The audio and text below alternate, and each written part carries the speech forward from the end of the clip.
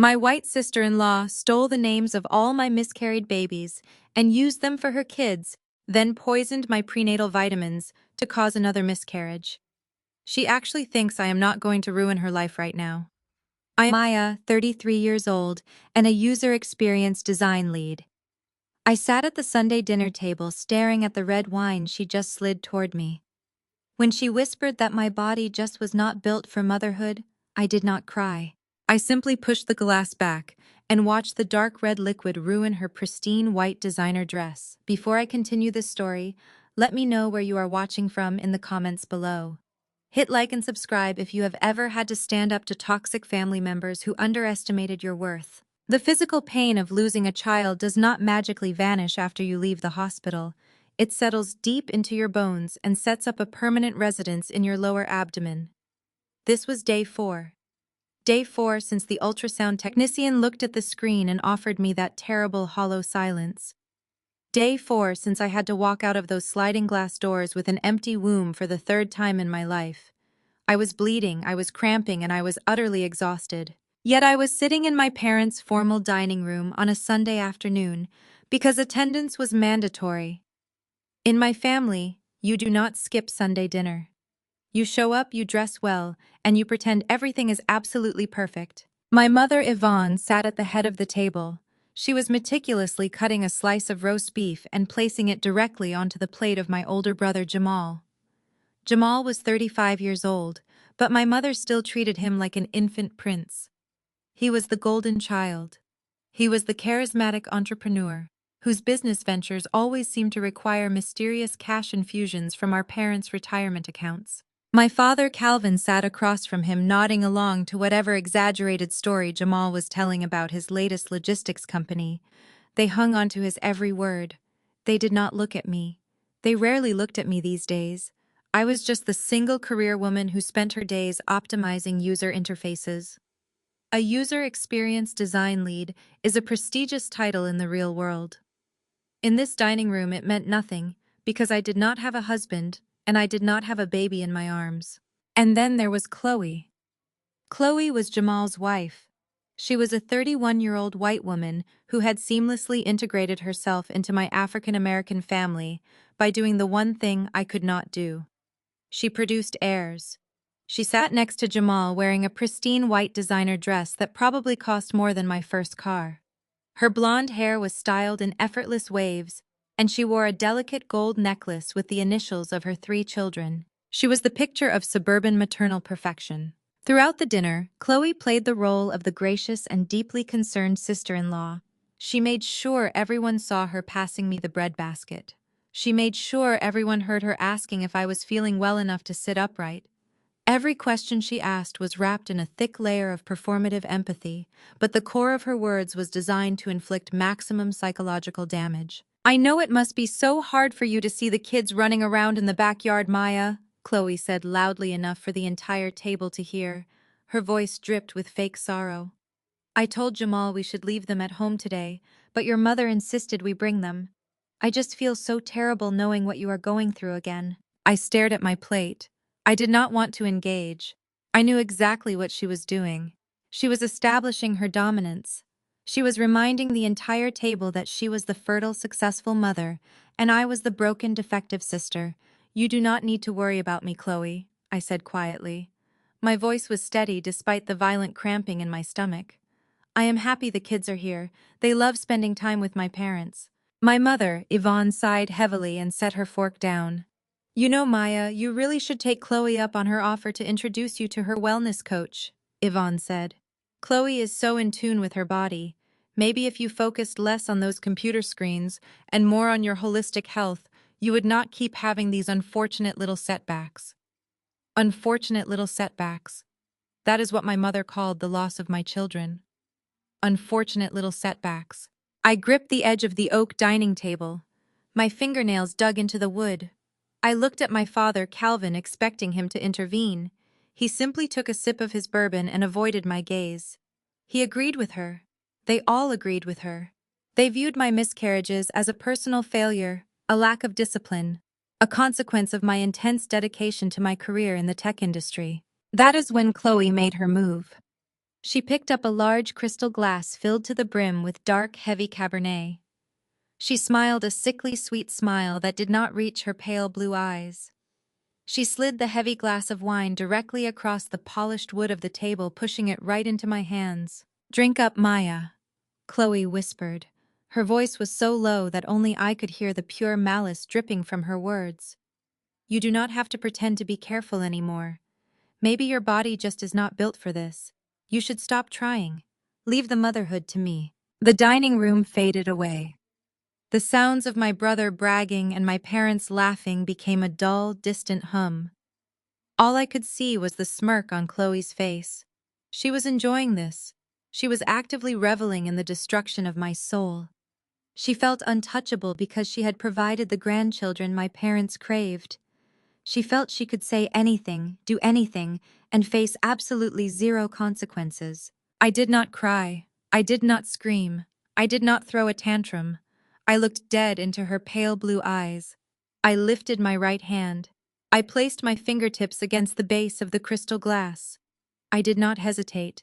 I pushed the glass firmly back across the table. I intentionally tipped the rim downward. The heavy crystal hit the edge of Chloe's plate and shattered. The dark red liquid exploded outward. It splashed violently across the table and soaked directly into the bodice of her pristine white designer dress. The Cabernet spread across the expensive fabric like a massive bleeding wound. The eruption of chaos was instantaneous. Chloe shrieked at the top of her lungs. She leaped out of her chair, knocking it backward onto the floor. She gasped and wailed, looking down at the ruined fabric as if she had been physically attacked. "Oh my God!" Chloe screamed. Her voice was shrill and completely devoid of the sweet tone she had used just seconds prior. "Are you crazy? You ruined my dress. You completely ruined it." My mother, Yvonne, scrambled out of her seat so fast she nearly tripped over the rug. She grabbed a stack of cloth napkins and rushed to Chloe's side. Yvonne began frantically dabbing at the white fabric, treating her daughter-in-law with more tenderness and urgency than she had ever shown me during my actual medical emergencies. "What is wrong with you, Maya?" Yvonne shouted, turning her furious gaze toward me. "Have you lost your mind? Look what you did to her dress." My father, Calvin, slammed his fist onto the dining table, making the silverware rattle. "You are letting your bitter jealousy ruin this family dinner," Calvin bellowed. "Your sister-in-law has been nothing but kind to you all afternoon. She has been walking on eggshells trying to accommodate your mood, and this is how you repay her. You need therapy, Maya. You need serious professional help." Jamal stepped forward. He puffed out his chest, trying to look physically intimidating. He pointed a finger directly at my face. "You are going to apologize to my wife right now," Jamal demanded. His voice was loud and aggressive. "You are going to apologize, and you are going to pay for the dry cleaning. You are acting like a complete psycho just because you are mad at the world." I stood up slowly. I smoothed out the front of my slacks. The physical pain in my stomach was agonizing, but I refused to show them weakness. I looked at my brother. I looked at the man whose failed business ventures I had secretly bailed out more times than I could count. I looked at my parents who enabled his financial parasitism while condemning my independence. "I am not paying for anything, Jamal," I said. My voice was dangerously calm. My hand just slipped. It slipped exactly like Chloe's tongue just slipped when she told me to stop trying to have children. Chloe gasped and immediately started producing fake tears. "I never said that." Chloe sobbed, hiding her face in her hands. "I would never say something so cruel. I was just trying to offer her some wine to help her relax." "She is lying, Jamal. She is just projecting her anger onto me." "Of course she is lying," Yvonne snapped, wrapping a protective arm around Chloe's shoulders. "Maya has always been resentful. From the moment Jamal married you, she has been trying to find ways to drag you down. She cannot handle the fact that you have a beautiful family while she sits alone in her empty apartment typing on a keyboard all day." An empty apartment, an empty womb, an empty life. That is how my own mother summarized my existence. I was a highly educated, highly paid user experience design lead who managed teams of developers across the country. I was financially secure and completely independent. But to them, I was nothing more than a failure because I did not fit their narrow traditional definition of success. "You know what, Jamal? I said, ignoring my mother entirely. You want to talk about paying for things? Do you really want to have a conversation about who pays for things in this family? Do you want to discuss who funded your flashy new warehouse lease last quarter? Jamal's face suddenly went rigid. The aggressive posturing vanished instantly. He swallowed hard and darted a nervous glance toward Calvin and Yvonne. He knew exactly what I was talking about. He knew I held the financial strings to his fake empire, but he was terrified I would expose his failures in front of our parents. Just leave it alone, Maya, Jamal muttered. His voice lost all of its previous volume. Just go home. You have done enough damage here today.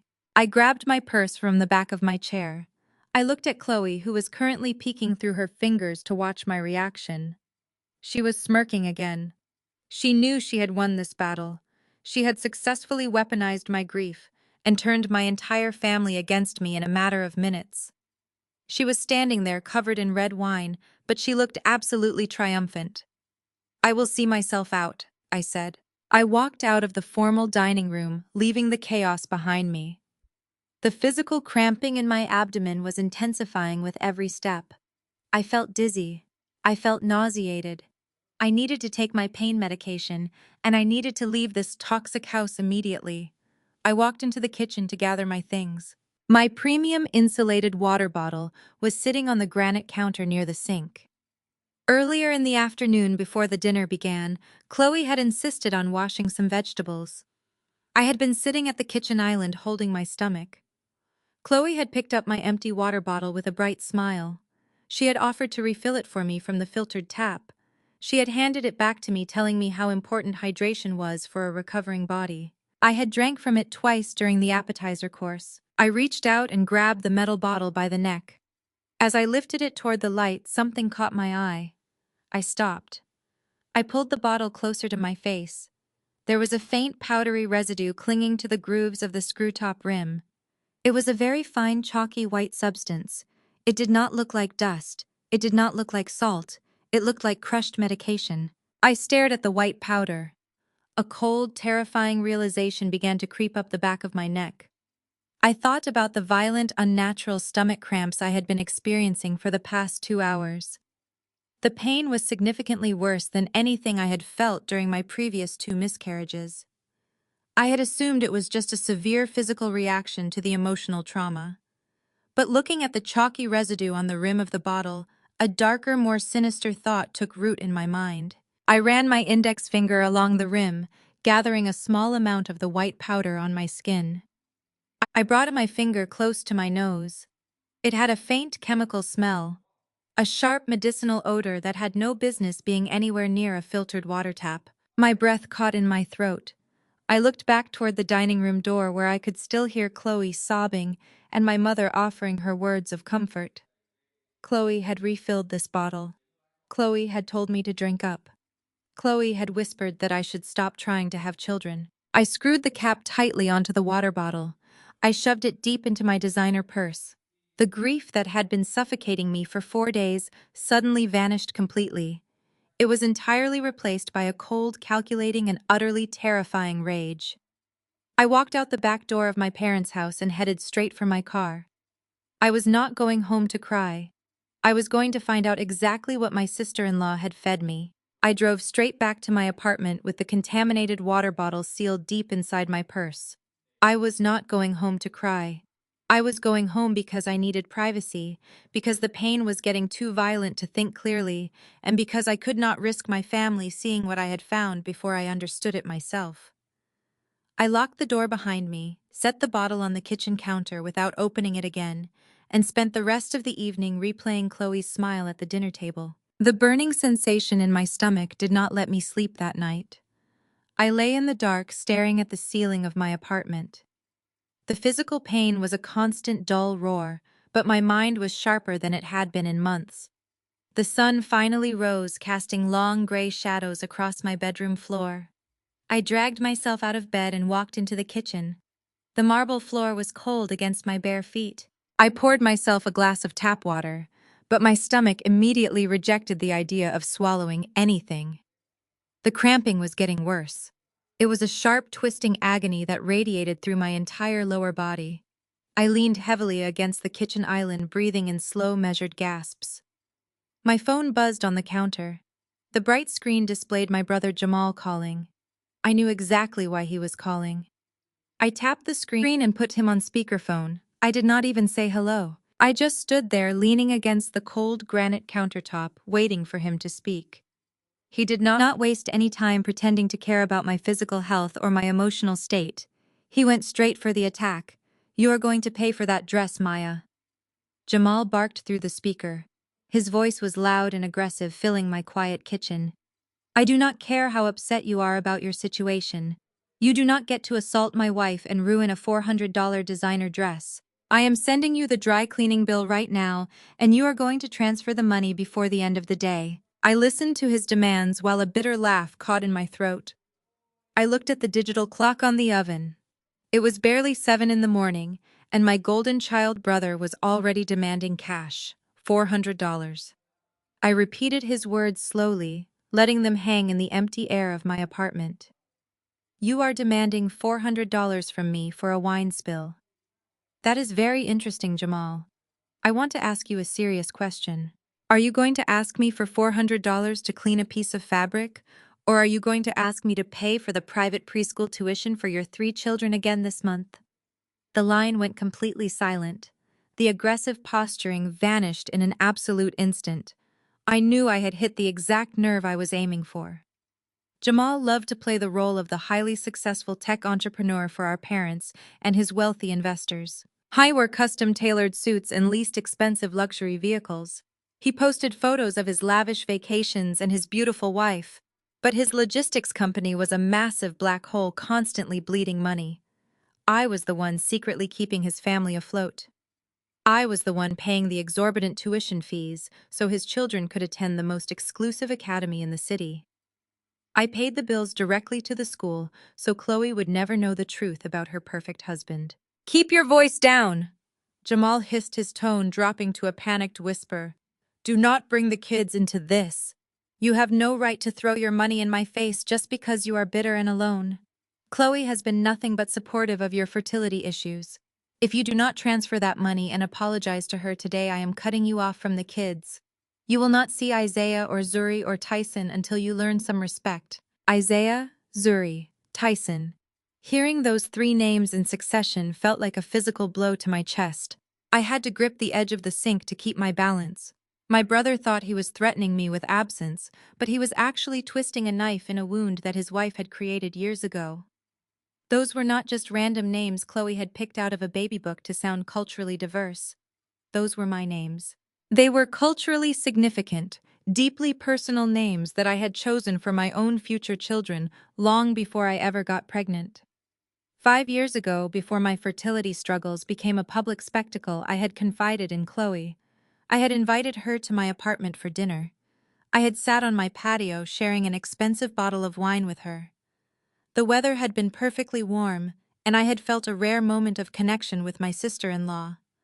I had told her my deepest dreams of motherhood. I told her I wanted a strong boy named Isaiah to represent salvation.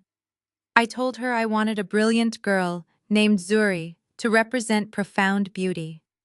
I told her I wanted a resilient boy named Tyson to represent an unyielding fire. I had shared my heart with her because I mistakenly believed she was my sister. I trusted her with the most fragile pieces of my hope. Within 3 years, she had taken all of them. She got pregnant first and hosted a massive gender reveal party at my parents' house. When she announced the name Isaiah, I dropped my glass. When I tried to hide my shock, she just smiled and said the name sounded so perfect she simply could not resist using it. She claimed she thought I would be honored to share the name. Then came her second pregnancy.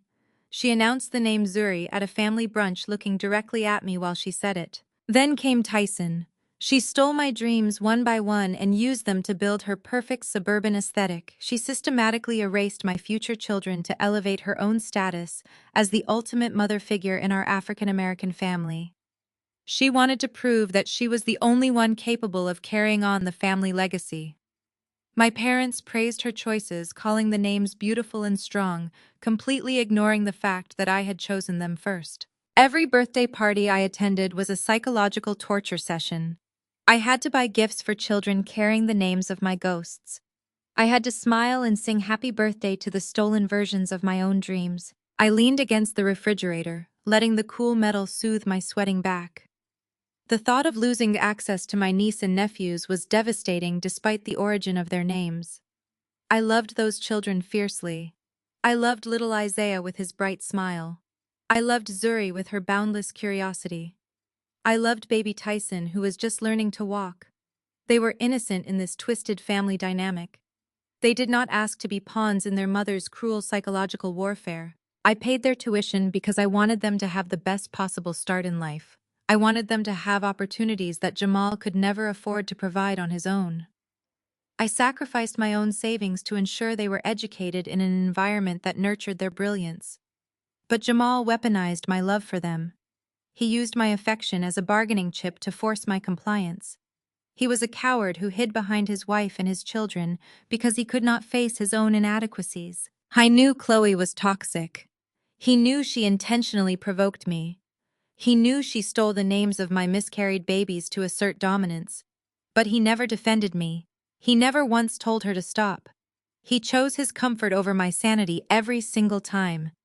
He allowed her to disrespect me because challenging her meant facing the reality of his own pathetic existence.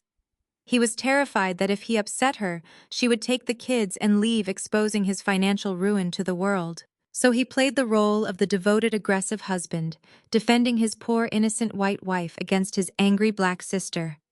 It was a pathetic performance, and I was entirely sick of buying the tickets to the show. "I am not paying for the dress, Jamal," I said, ignoring his empty threat. "I am not paying for the dry cleaning, and I am not apologizing to the woman who mocks my empty womb.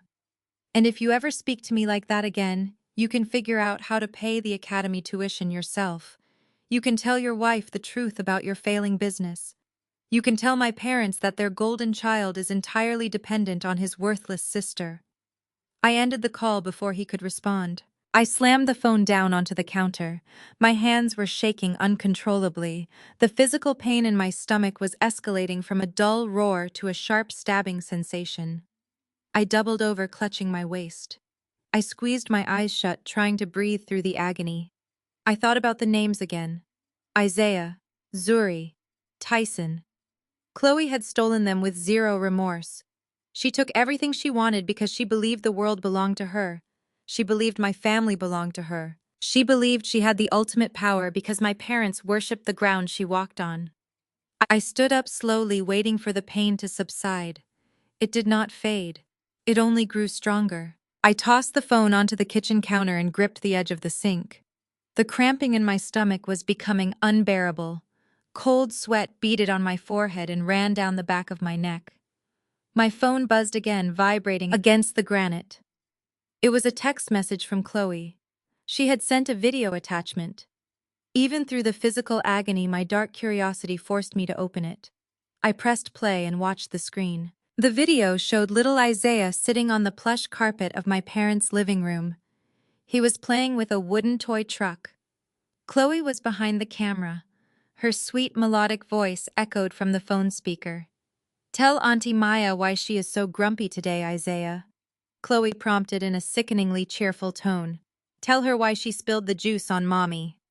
The 3-year-old boy looked up at the camera with big, innocent brown eyes. "Auntie Maya is just sad because she cannot have a little Isaiah of her own," he recited dutifully, clearly repeating a phrase he had been taught to memorize. Chloe giggled from behind the camera. "That is right, baby. She cannot have one of her own. Say bye-bye to Auntie Maya." I dropped the phone onto the kitchen counter. The absolute cruelty of the video was suffocating. She was weaponizing a toddler against me. She was using the innocent child she named after my stolen dream to actively mock my empty womb. She had orchestrated that entire video clip just to ensure I started my morning in maximum emotional pain. She wanted to remind me that she was the victor and I was the loser. I leaned over the sink, gripping the cold edge of the stainless steel basin. A violent wave of nausea hit me like a freight train. I retched into the sink, my entire body convulsing with uncontrollable spasms. This was not grief. This was not the natural sorrow of a pregnancy loss. This was a severe chemical reaction. My body was violently expelling something highly toxic. I turned on the cold water and splashed it onto my burning face. My hands were shaking so badly I could barely hold myself upright. The pain in my abdomen was a sharp, twisting fire that felt completely unnatural. I had experienced miscarriages before. I knew the familiar ache of the loss. I knew the dull, throbbing cramps. This was entirely different. This was a brutal, invasive agony that tore through my organs. The cramps were not just painful, they were rhythmic and violent. I sank to my knees on the kitchen floor, clutching my stomach. The cold marble offered no comfort. I thought about the blood. I thought about the sheer volume of pain I had endured over the last 4 days, believing it was just my own biological failure. I had blamed myself. I had hated my own body for betraying me again. I had wept in the shower, apologizing to a baby that I thought I could not carry. All that time, my body was fighting a chemical invader. My body was fighting a poison introduced by a woman who smiled in my face and told me to leave the motherhood to her. Why would she do this? The question pounded in my skull. She already had everything. She had the golden child husband. She had the beautiful suburban home. She had the 3 healthy children carrying my stolen names. She had the absolute adoration of my parents. What more could she possibly want? And then the answer came to me with chilling clarity. She wanted a monopoly on motherhood.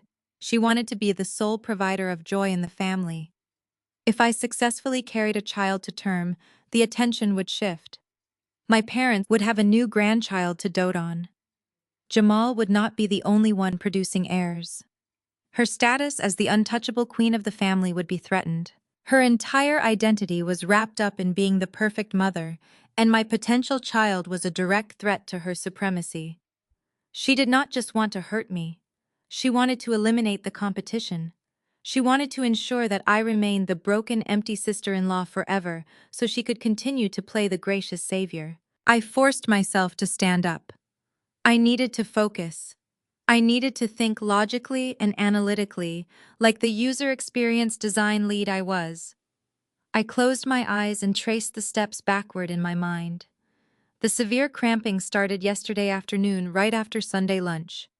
It escalated rapidly after I arrived back at my apartment. The only thing I consumed that was different from the rest of the family was the water from my premium insulated bottle. The bottle Chloe had taken to the sink. The bottle she had offered to refill for me. I remembered her holding it. I remembered her standing at the kitchen island. I remembered the 30 seconds she was alone with my belongings while my mother distracted me. I remembered the chalky white residue on the rim of the metal bottle. I opened my eyes.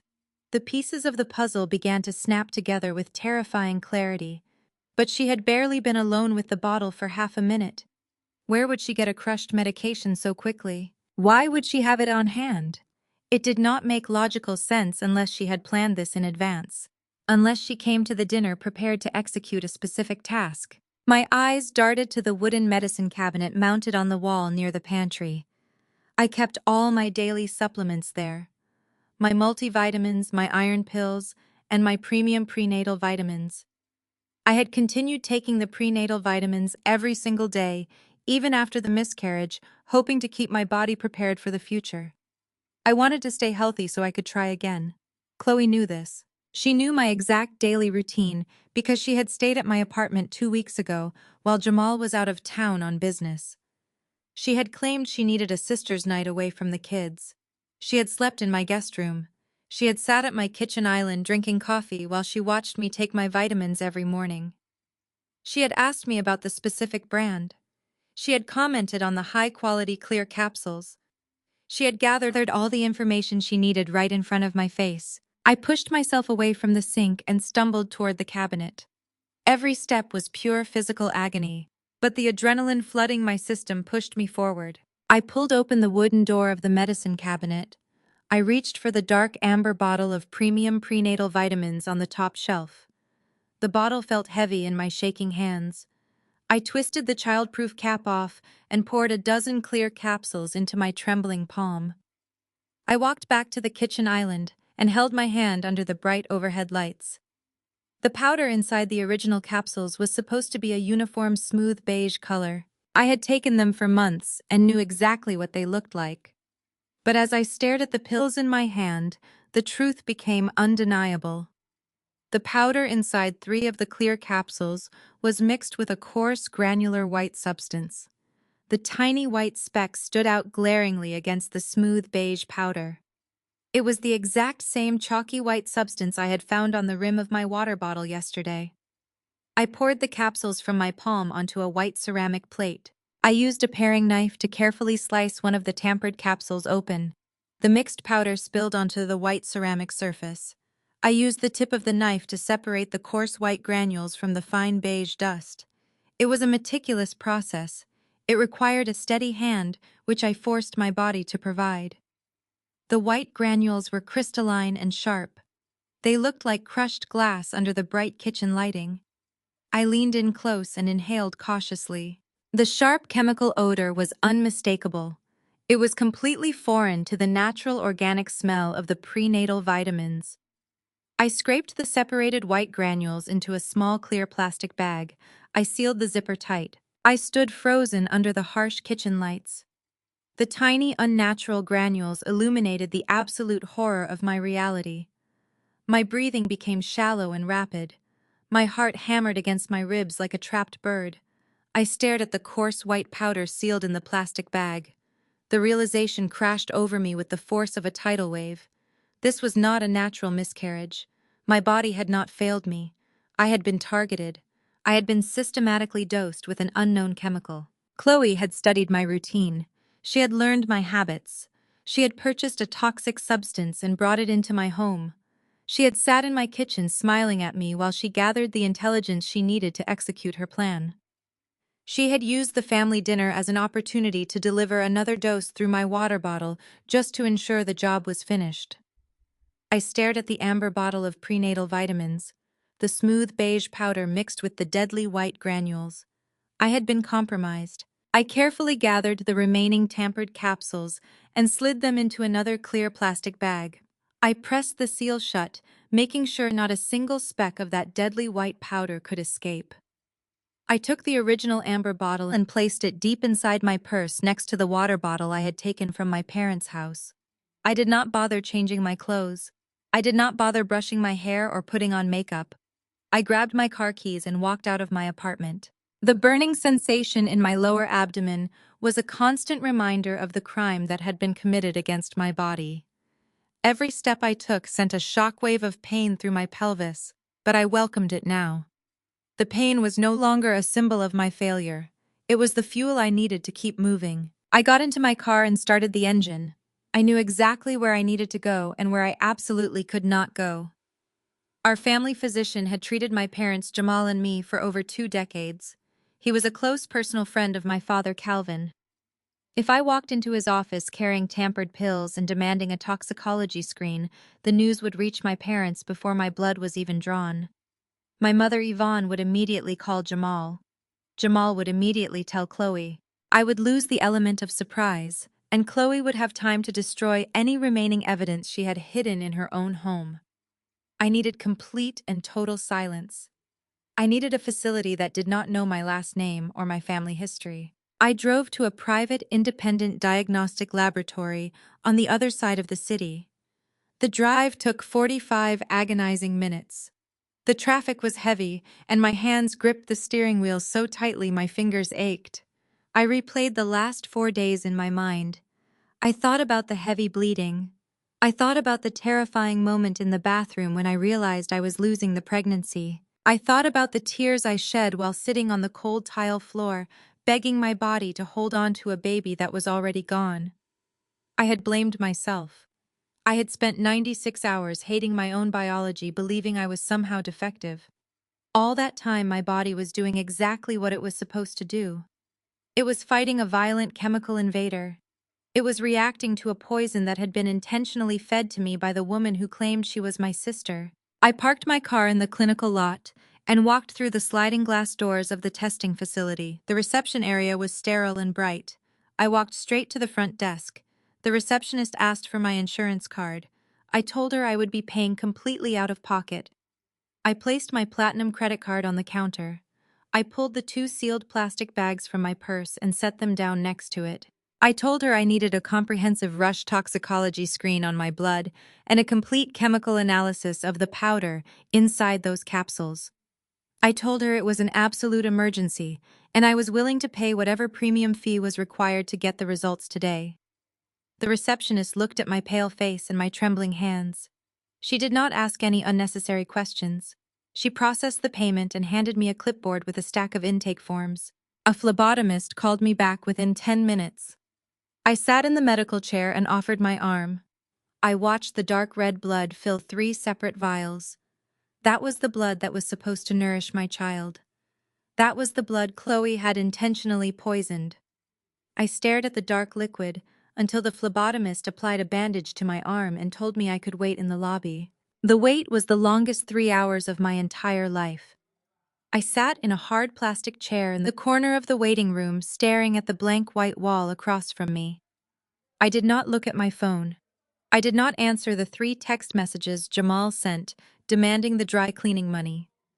I just sat there, breathing through the physical cramps that were still tearing through my uterus. I closed my eyes and pictured Chloe sitting at my kitchen island 2 weeks ago. I pictured her smiling at me while she drank her coffee. I pictured her asking me about the specific brand of prenatal vitamins I was taking. She had gathered the intelligence she needed right in front of my face. She had studied my routine with the precision of a predator stalking its prey. She had used my vulnerability as a weapon to destroy my future. Finally, a doctor in a crisp white coat walked into the waiting room. He called my name softly. He did not look at me directly. He held a thick manila folder in his hands, and his posture was rigid with tension. I stood up and followed him down a short hallway into a private consultation room. He closed the door behind us and gestured for me to sit down. He took a seat behind his desk and opened the folder. The silence in the room was deafening. The doctor took a deep breath. He asked me where I had obtained the capsules I brought in for testing. I told him they were my daily prenatal vitamins that I kept in my home medicine cabinet. He nodded slowly, looking down at the printed reports. He told me the chemical analysis of the powder was complete. The words he spoke next severed my final remaining ties to humanity. The doctor explained that the coarse white granules mixed into my vitamins were a highly concentrated synthetic chemical. He pointed to the specific compound listed on the lab report: misoprostol. He explained that misoprostol is a potent medication used in medical settings to induce labor and terminate pregnancies. It causes intense uterine contractions and cervical thinning. He turned the page and pointed to another set of results. He told me the powder was also laced with lethal concentrations of herbal abortifacients, including pennyroyal and black cohosh extracts. The dosage inside those 5 capsules was massive. It was not a mistake. It was not a manufacturing error. The dose was meticulously calculated to trigger a violent physical expulsion. The dose was designed to mimic a severe natural miscarriage. He looked up at me with profound professional sympathy. He told me that my blood test confirmed the presence of these exact chemicals in my system. He told me the toxins had caused my body to violently reject the pregnancy. I did not miscarry due to bad luck. I did not miscarry due to genetic incompatibility. I was chemically assaulted. The doctor slid the certified copies of the lab reports across the desk. He asked me if I wanted him to contact the police. He told me this was a clear case of intentional poisoning and law enforcement needed to be involved immediately. I looked down at the black text printed on the crisp white paper. The clinical terminology was a definitive death sentence for my unborn child. The papers proved that Chloe was a murderer. She murdered my baby in my own home while pretending to be my supportive sister-in-law.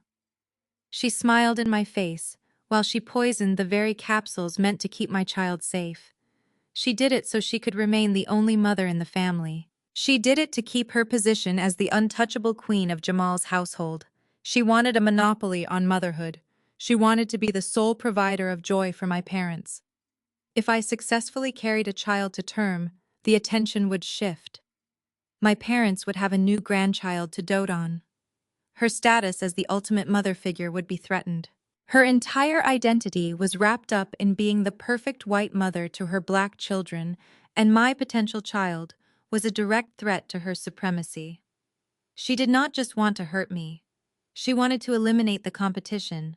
She wanted to ensure that I remained the broken, empty sister forever, so she could continue to play the gracious savior. I looked up at the doctor. I declined his offer to call the police. I thanked him for his thorough work and his discretion. I took the certified physical copies of the toxicology report and placed them securely inside my purse. I walked out of the clinic and headed straight for my car. I got into the driver's seat and locked the doors. I sat in the silence of the parking garage with my hands resting on the steering wheel. I did not break down. The tears were completely gone. The agonizing grief that had consumed me for the past 4 days evaporated, leaving behind a vast, dark, empty space. That space was instantly filled with a cold, calculating, predatory rage. I knew exactly how the justice system worked in this country.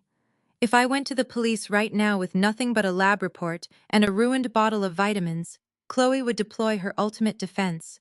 She would cry. She would weaponize her white tears perfectly. She would tell the detectives that she was just trying to give her struggling sister-in-law some holistic herbal supplements to help with fertility. She would claim she bought the powder online from a shady wellness website and had absolutely no idea it was dangerous. She would play the naive, well-meaning mother who made a tragic mistake. My parents would immediately rally behind her. They would hire the best defense attorneys to protect the mother of their precious grandchildren. Jamal would drain his company accounts to bail her out and keep her out of prison. They would spin the narrative to make me look like the bitter, unstable black woman trying to frame the innocent white mother of 3. They would destroy my reputation before the case ever went to trial. I needed more than circumstantial evidence and a lab report. I needed high-definition, irrefutable visual proof. I needed to catch the devil in the act.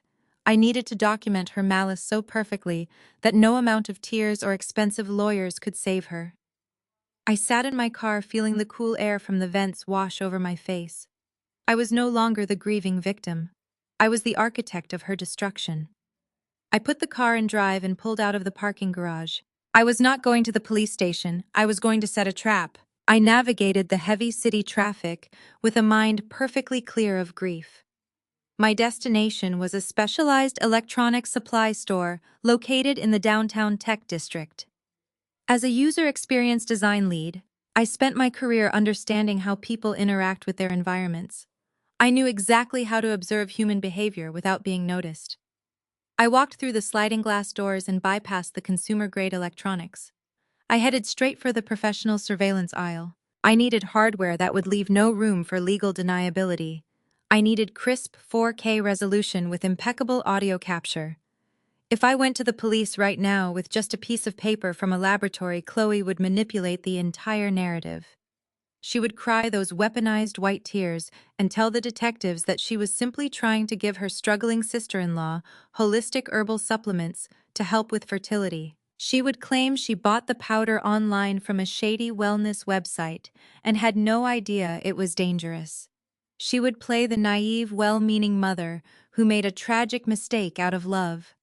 My parents would immediately rally behind her.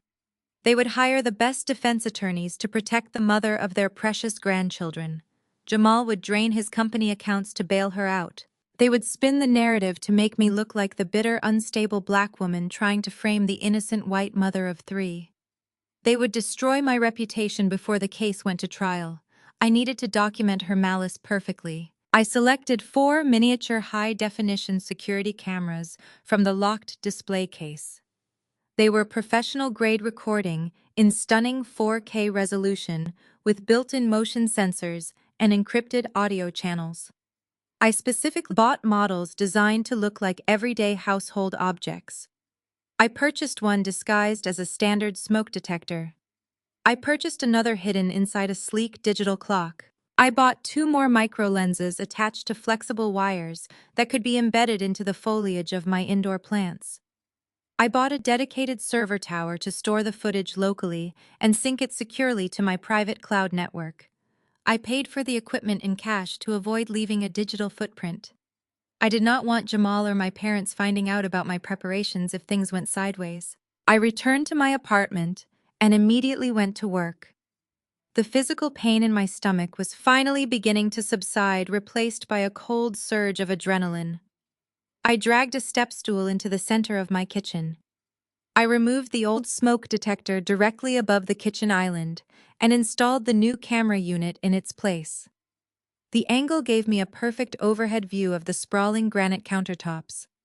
I could read the text on a piece of paper from that height. I placed the digital clock camera on the floating wooden shelves, ensuring a clear, unobstructed view of the medicine cabinet near the pantry. I nestled the two flexible micro lenses deep into the large pothos plant sitting near the refrigerator. The broad green leaves perfectly concealed the tiny black lenses, capturing the entire kitchen space from multiple wide angles. I spent 2 solid hours calibrating the lenses, checking the blind spots, and testing the audio clarity. I walked back and forth across the kitchen, mimicking different movements to ensure the motion sensors triggered accurately. The setup was absolutely flawless. Every single movement in my kitchen would be recorded and preserved in stunning detail.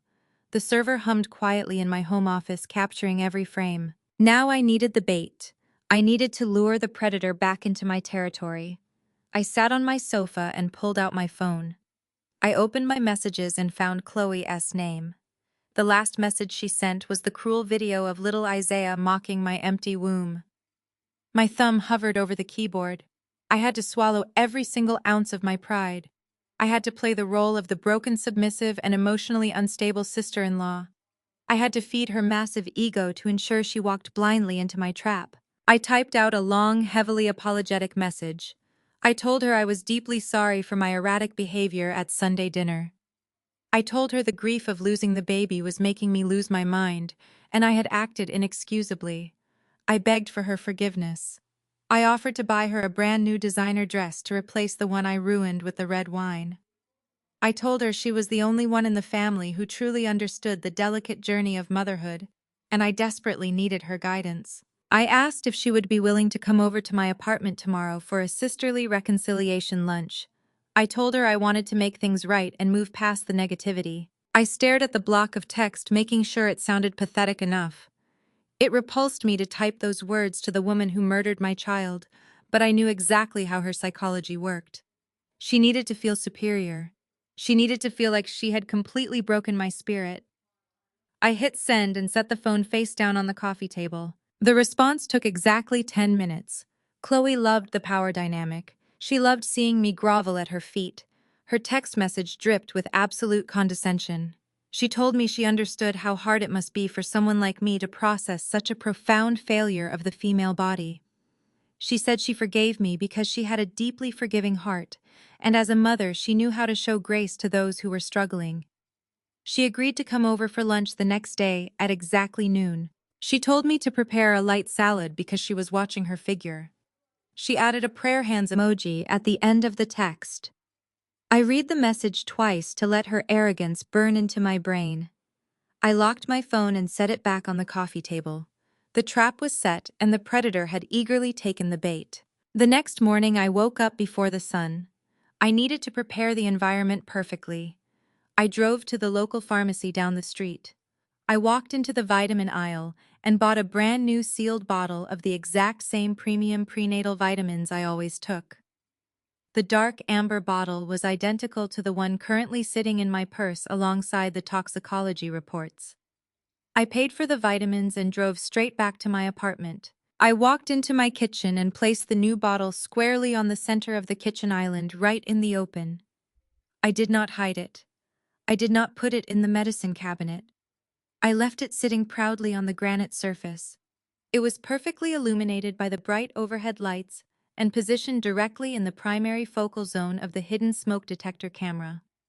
It was an irresistible target for a woman obsessed with ensuring I never had a child. I spent the next 2 hours cleaning my apartment. I made sure every surface was spotless. I wanted the environment to look normal and unthreatening. I went into the kitchen and prepared the light salad she had requested. I chopped crisp romaine lettuce and sliced fresh cherry tomatoes. I arranged 2 white ceramic bowls on the kitchen island. I set out silver forks and poured 2 glasses of sparkling water with lemon. The entire setup looked like a perfectly innocent sisterly lunch date. I checked the live camera feeds on my laptop in my home office one final time. The 4K resolution showed the amber vitamin bottle in extreme detail. I could see the reflection of the overhead lights bouncing off the plastic safety seal. I closed the laptop screen and walked back to the kitchen. I stood in the center of the room and took a deep breath. My body was recovering from the trauma of the poisoning, but my mind was a fortress of determination. I was about to invite a murderer into my home. I was about to sit across from the woman who intentionally laced my daily supplements with toxic chemicals. I was going to serve her a salad and smile while she secretly planned to poison me again. I knew she would not be able to resist. She was too arrogant. She truly believed I was just a sad, pathetic woman begging for her approval. She had no idea she was walking into a digital prison constructed specifically for her. I looked at the digital clock on the floating shelves. The hidden camera inside its sleek black casing stared back at me. It was exactly 11:55. I smoothed the front of my silk blouse. I was absolutely ready to welcome the devil inside. At exactly noon, the doorbell rang. I opened the door to find Chloe standing there. She was wearing a soft pastel cardigan and carrying her expensive designer purse. She offered me a sympathetic smile that made my skin crawl. She stepped into my apartment acting as if she owned the space. "Maya, it is so good to see you looking a bit more stable," Chloe said, stepping into the living room. Her voice was breathy and soft, playing the role of the gentle savior. "I was honestly so worried about you after your little outburst on Sunday. Jamal wanted me to stay away, but I told him my sister-in-law needs me right now. She just needs someone to show her grace." "Thank you for coming, Chloe," I said, keeping my voice low and meek. "I really appreciate you giving me another chance. I just want to move past the anger and focus on healing." Chloe nodded, patting my arm patronizingly. "That is the right attitude, Maya. Anger is so toxic for your body. It creates a hostile environment in the womb. You really need to purge all that negativity if you ever want to successfully carry a baby to term. You need to focus on purity and peace just like I do." I bit the inside of my cheek so hard I tasted metallic blood. I guided her toward the kitchen. We sat at the kitchen island directly beneath the hidden camera. I served the salad and poured 2 glasses of sparkling water. I carefully steered the conversation toward my physical recovery. I played the desperate, hopeful woman grasping at straws. "I went to the pharmacy this morning," I told her, gesturing toward the new bottle of prenatal vitamins sitting on the counter. "My doctor said I should not give up hope. He said I should keep taking my vitamins and prepare my body to try again in a few months. I am just trying to stay positive." Chloe looked at the amber bottle. Her eyes locked onto the plastic safety seal. A subtle shift occurred in her posture. Her gaze sharpened. Her fingers twitched against the stem of her water glass. She smiled, her lips stretching thin across her teeth. "That is so brave of you, Maya," Chloe whispered. "It is so brave to keep putting your body through this trauma. I admire your stubbornness. You definitely need to keep taking your vitamins. Nutrition is everything." I nodded, acting vulnerable and naive. Just then my phone rang perfectly on cue. I had set an automated alarm to simulate an incoming call. I looked at the screen and sighed heavily. "I am so sorry, Chloe," I said, standing up from the stool. "This is an urgent call from my lead developer. The entire user interface for our new client just crashed, and I have to walk him through the code. I need to take this in my home office. Please keep eating. I will be back in 5 minutes. I am so sorry to be rude. Do not worry about it at all." Chloe smiled, waving her hand dismissively. "You go handle your little computer emergency. I will be right here. Take your time, Maya." I smiled apologetically and walked down the hallway. I stepped into my home office and closed the door silently. I did not speak to anyone on the phone. I sat down at my desk, opened my laptop, and pulled up the live feed from the encrypted server. I sat in my home office, staring at the glowing screen of my laptop. My heart pounded against my ribs with a heavy, rhythmic thud that echoed in my ears.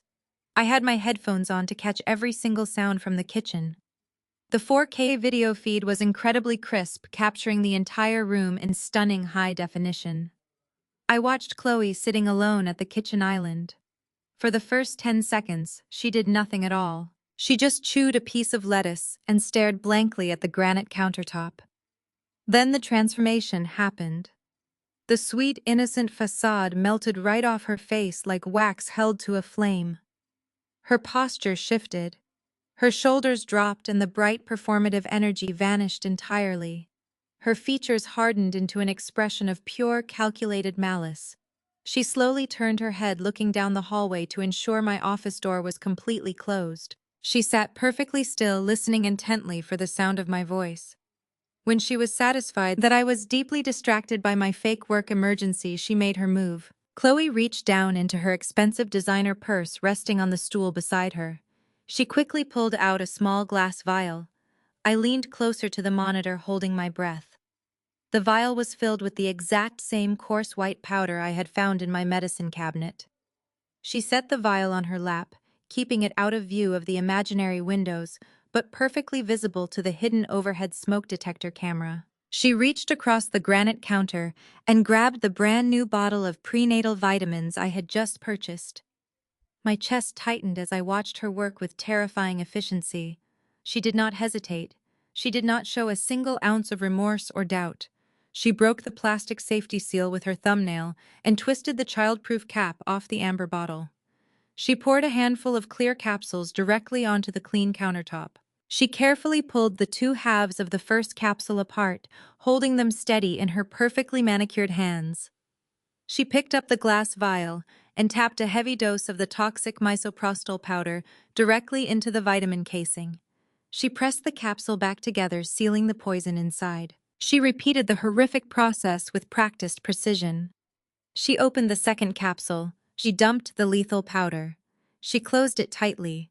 She opened the third capsule. She dumped the powder. She closed it.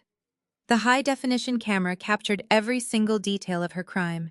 It captured the brand name on the amber vitamin bottle. It captured the tiny white granules falling from the glass vial. It captured the distinct sparkle of the diamond ring on her finger. And most damning of all, it captured her facial expression. Chloe was smiling. She was genuinely smiling as she laced the pills that were meant to sustain the life of my future child. A sickening, satisfied smirk played across her lips. She was enjoying the act of murder. She reveled in her secret power to destroy my life and my dreams. She felt entirely untouchable in that moment. She finished tampering with the fifth capsule and placed all the pills back into the amber bottle, original position on the kitchen island. She took a paper napkin and meticulously wiped down the granite counter, erasing any stray traces of the coarse white powder. She folded the napkin and slipped the glass vial back into the depths of her designer purse.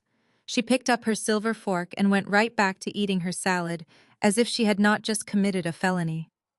I sat in my home office staring at the monitor in absolute disbelief. The evidence was irrefutable and undeniable. I had a clear, high-definition video of my sister-in-law committing aggravated assault. I had her committing a felony tampering with consumer products. I had the smoking gun safely recorded on my encrypted server. I took a deep breath, forcing my racing heart to slow down. I needed to compose my features back into the mask of the defeated and broken sister. I saved the video clip and locked my computer screen. I stood up and smoothed the wrinkles from my silk blouse. I opened my office door and walked back down the hallway to the kitchen. Chloe looked up the moment I entered the room. She gave me a bright, warm smile that made my stomach churn with disgust. "Is everything okay with your project, Maya?" she asked, her voice full of fake, gentle concern. I walked over to the kitchen island and took my seat directly across from her. "Everything is fine now," I replied, keeping my tone soft and apologetic. "I got the code sorted out, and the client is happy.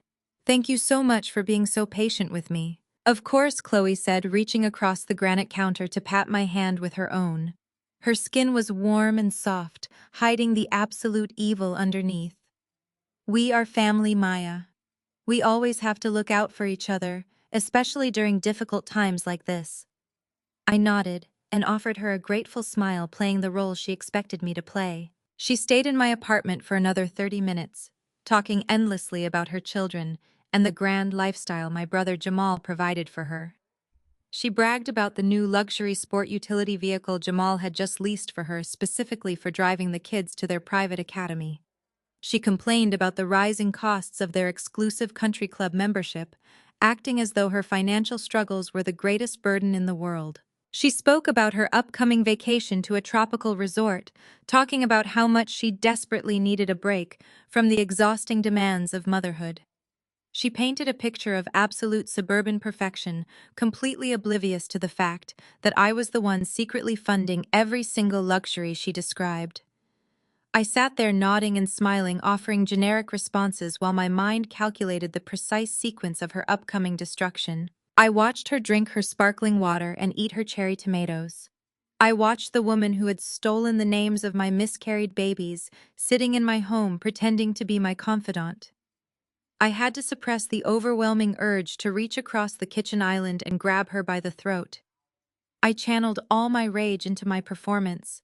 I asked her questions about little Isaiah and Zuri and Tyson. I forced myself to say their names, allowing her to revel in her stolen victory. When it was finally time for her to leave, I walked her to the front door of my apartment. She picked up her designer purse, the same purse that held the vial of poison, and slung it over her shoulder. She turned around and pulled me into a tight, suffocating hug. I let my arms rest lightly on her back, feeling the fragile bones of her spine. She squeezed my shoulders and leaned in close to whisper in my ear.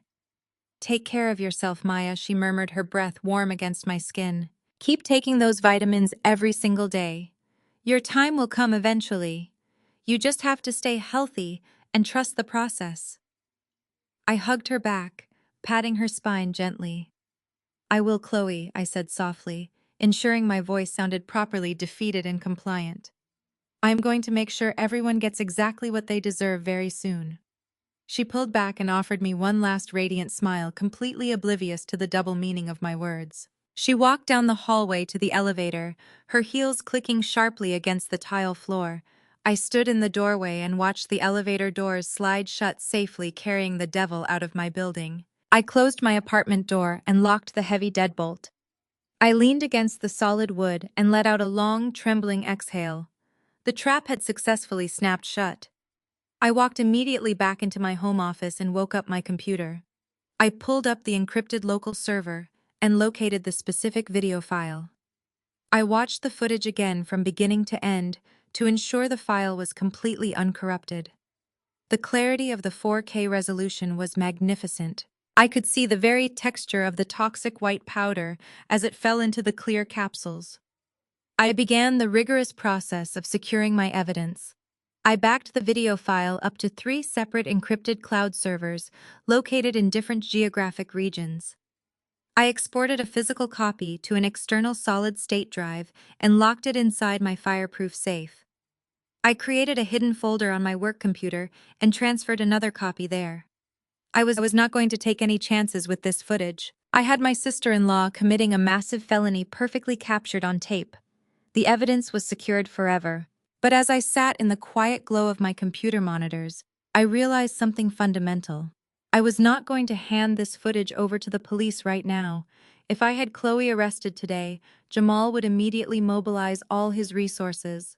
My parents, Calvin and Yvonne, would mortgage their sprawling suburban home to pay for her elite criminal defense.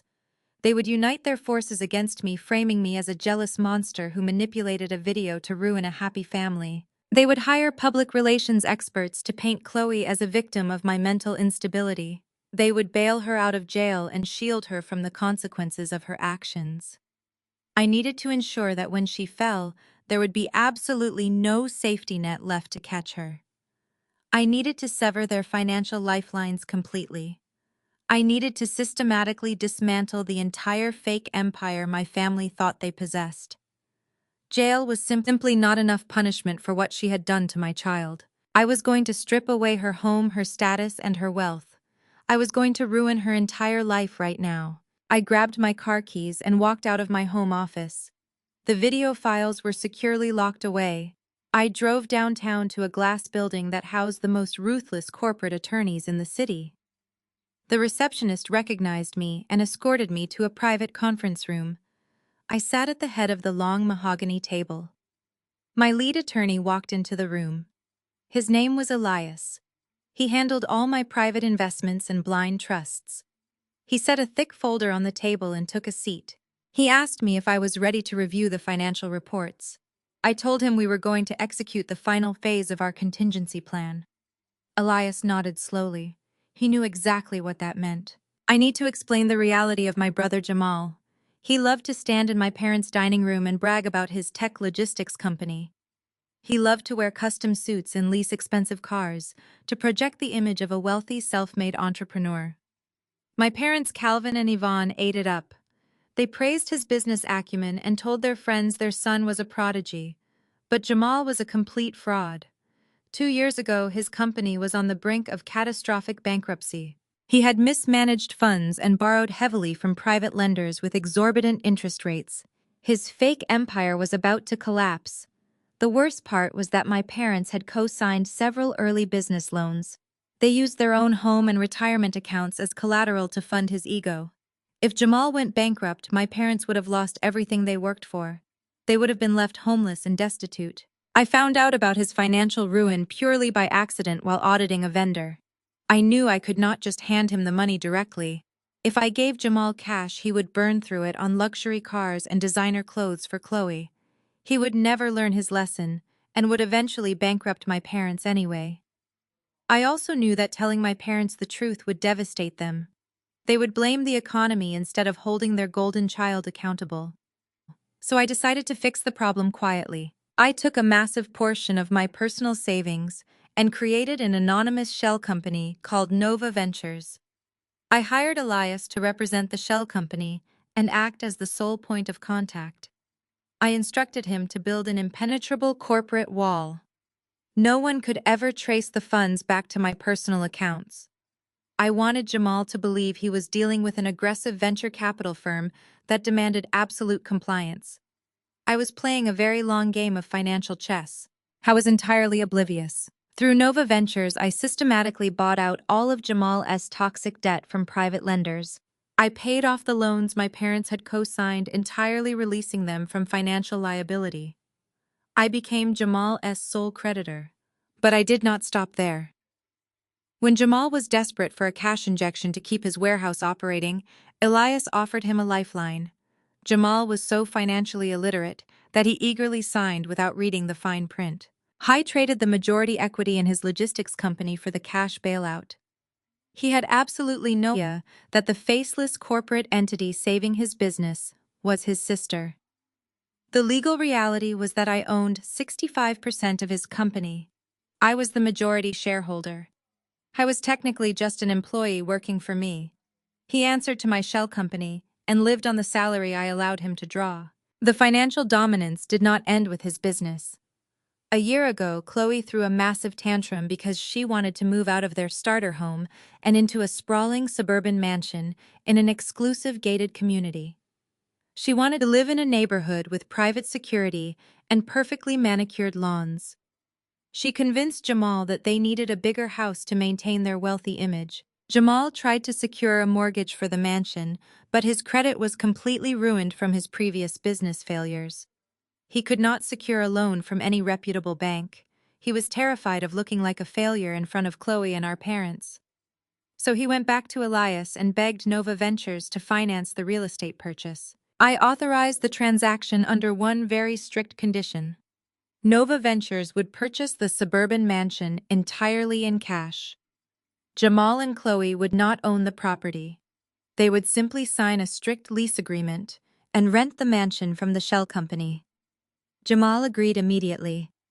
He told Chloe and my parents that he bought the house outright with the profits from his booming logistics company. He lied to everyone to protect his fragile male ego. He moved his wife and his 3 children into a multi-million-dollar estate that actually belonged to me. Chloe spent the last year playing queen of the castle. She hosted lavish dinner parties and bragged to her country club friends about her magnificent home. She looked down on my apartment and mocked my lifestyle. She had absolutely no idea that she was essentially a tenant living on my secret charity. She was sleeping under a roof that I owned. She was spending money that I allowed her husband to make. Her entire existence was funded by the black sister-in-law she so deeply despised. I sat in the conference room looking at Elias. I pulled the certified copies of the toxicology reports from my purse and placed them on the mahogany table. I did not show him the video footage of Chloe poisoning my prenatal vitamins. That was a completely separate weapon for a very specific moment. I just showed him the medical proof that my body had been pumped full of toxic abortifacients. Elias read the lab reports and his professional composure cracked. He looked horrified. He asked me if I wanted to involve the police immediately. I shook my head and told him the police would come later.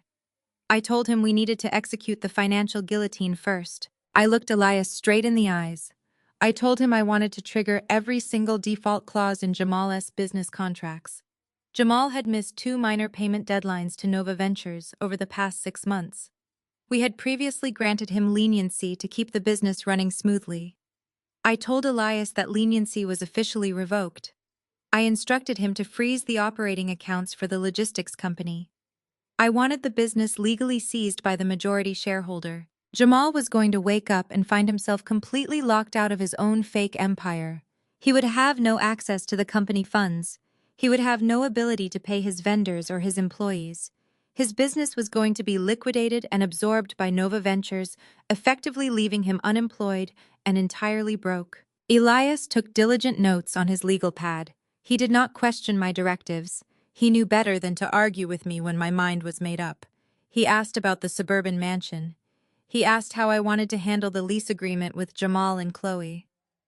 I leaned forward, resting my elbows on the cool mahogany table. I told him I wanted them out of my house. I instructed him to draft immediate eviction notices for the property. I wanted the legal documents drawn up with the most aggressive timeline the state laws would allow. I wanted the notice to clearly state that the property owner was terminating the lease due to financial default. They were going to lose the roof over their heads. Chloe was going to lose her precious country club status and her sprawling manicured lawns. She was going to be stripped of the wealth and luxury she used to elevate herself above me. I told Elias to prepare all the documents, but hold off on serving them just yet. I needed the timing to be absolutely perfect. I needed to drop the financial bomb at the exact moment it would cause the maximum amount of psychological devastation. Elias promised to have the default notices and eviction papers finalized today. He gathered his folders and promised absolute discretion. I thanked him and walked out of the conference room.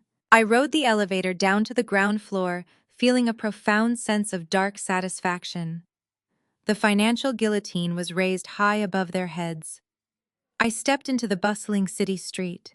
The sun was shining brightly, but I felt nothing but a cold, calculating focus. I was not just going to ruin Chloe. I was going to dismantle the entire ecosystem that enabled her cruelty. I was going to burn their fake kingdom to the ground. The countdown to their absolute destruction had officially begun. I got into my car and prepared for the final phase right now. I sat in the driver's seat of my car, watching the downtown traffic move past the glass building. The financial trap was fully armed and waiting for my signal. My phone buzzed in my purse, vibrating against the leather. I pulled it out and saw a notification for a new email.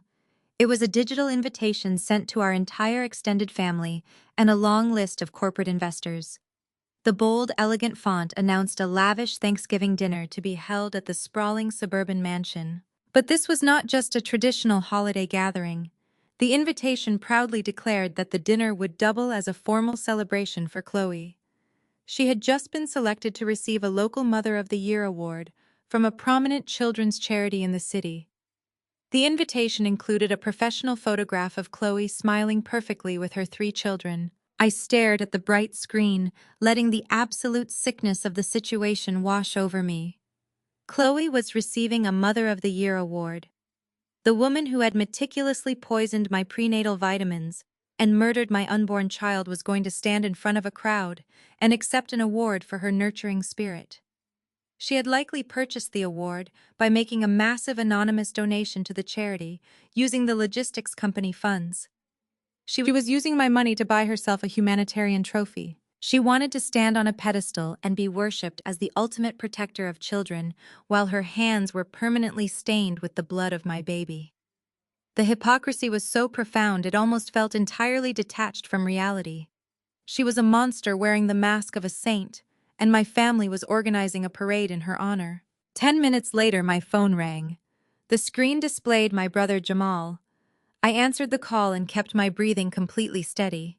He did not bother with pleasantries or asking how I was recovering from my miscarriage. He told me I was strictly required to attend the Thanksgiving dinner. He said his most important venture capital investors were going to be sitting at that table, and he needed the entire family to project an image of absolute unity and success. He told me I needed to show up and smile to prove to everyone there were no hard feelings about the wine spill incident at Sunday dinner. He said if I ruined Chloe's special night, he would make sure my parents, Yvonne and Calvin, never spoke to me again. He wanted me to sit in the background and applaud while the woman who destroyed my family was crowned as a hero. I did not argue with him. I channeled every ounce of my professional user experience training to give him exactly the auditory feedback he desired. I softened my voice and told him I would absolutely be there. I told him I understood how important his investors were, and I would never do anything to jeopardize his logistics business. I promised him I would wear a beautiful dress and be the perfect supportive sister-in-law. I told him I was actually looking forward to celebrating Chloe and her massive charitable achievement. He bought every single word without hesitation. His aggressive tone shifted into a smug, satisfied chuckle. He told me to be at the mansion at exactly 4 in the afternoon and hung up the phone. He genuinely believed he had me completely under his control, and I let him believe it. I started my car and drove directly to the city police department. The financial ruin was legally secured, but I needed to ensure the criminal justice system was primed and ready to strike. I parked in the visitor lot and walked into the precinct. I asked the desk sergeant to speak with a detective in the major crimes unit regarding an aggravated assault. I was escorted down a long fluorescent hallway to a small gray room where I met Detective Washington.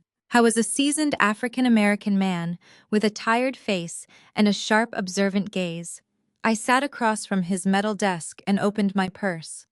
I did not waste his time with an emotional breakdown or crying. I laid the certified physical copies of the toxicology reports on the table. I placed the plastic bags containing the tampered capsules and the coarse white powder next to the reports. Then I handed him the encrypted flash drive containing the 4K video footage. I told Detective Washington exactly what was on the drive. I watched his expression shift from routine professional detachment to absolute shock as he plugged the drive into his computer and opened the video file. He watched the high-definition footage of Chloe pulling the glass vial from her designer purse. He watched her meticulously dump the deadly abortifacients into my daily vitamins. He saw the cold, calculated smile on her face as she committed the felony in my kitchen. He read the toxicology report confirming the lethal dose of misoprostol in my blood. The room was perfectly silent except for the clicking of his computer mouse. When the video finished, he looked up at me. He told me this was one of the most chilling acts of premeditated violence he had ever seen in his career. He asked me how I managed to sit across from her knowing what she did. I told him I was designing her downfall. I told Detective Washington about the upcoming Thanksgiving dinner. I told him the entire family and Jamal's wealthy investors would be gathered at the suburban mansion. I gave him the exact address of the property that I secretly owned through my shell company. I told him I wanted Chloe arrested in front of her entire audience. Detective Washington did not hesitate for a single second. I took my sworn recorded statement and immediately began drafting the arrest warrants for felony tampering with consumer products and aggravated assault. He told me he would fast-track the paperwork through the district attorney given the severity of the video evidence. He assured me he would have a tactical team waiting in unmarked cars down the street from the mansion on Thanksgiving Day. He told me to send him a text message the moment the video was played for the dinner guests. That would be the signal for the police to breach the front doors. I thanked him for his efficiency and walked out of the precinct. The days leading up to Thanksgiving passed in a cold blur of meticulous preparation. I did not feel fear. I did not feel anxiety. I felt the absolute certainty of a predator waiting for the sun to set. When Thursday afternoon finally arrived, I stood in front of my bedroom mirror and prepared my armor. I chose a sleek, tailored emerald green dress that projected quiet power and impenetrable confidence. I styled my hair flawlessly and applied my makeup with sharp precision. I looked like a woman who owned the world because legally and financially I absolutely did. I looked at my reflection and thought about the baby I had lost.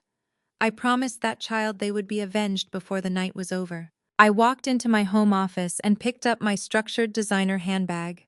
I packed my arsenal with extreme care. I placed the secondary encrypted flash drive into the interior zippered pocket.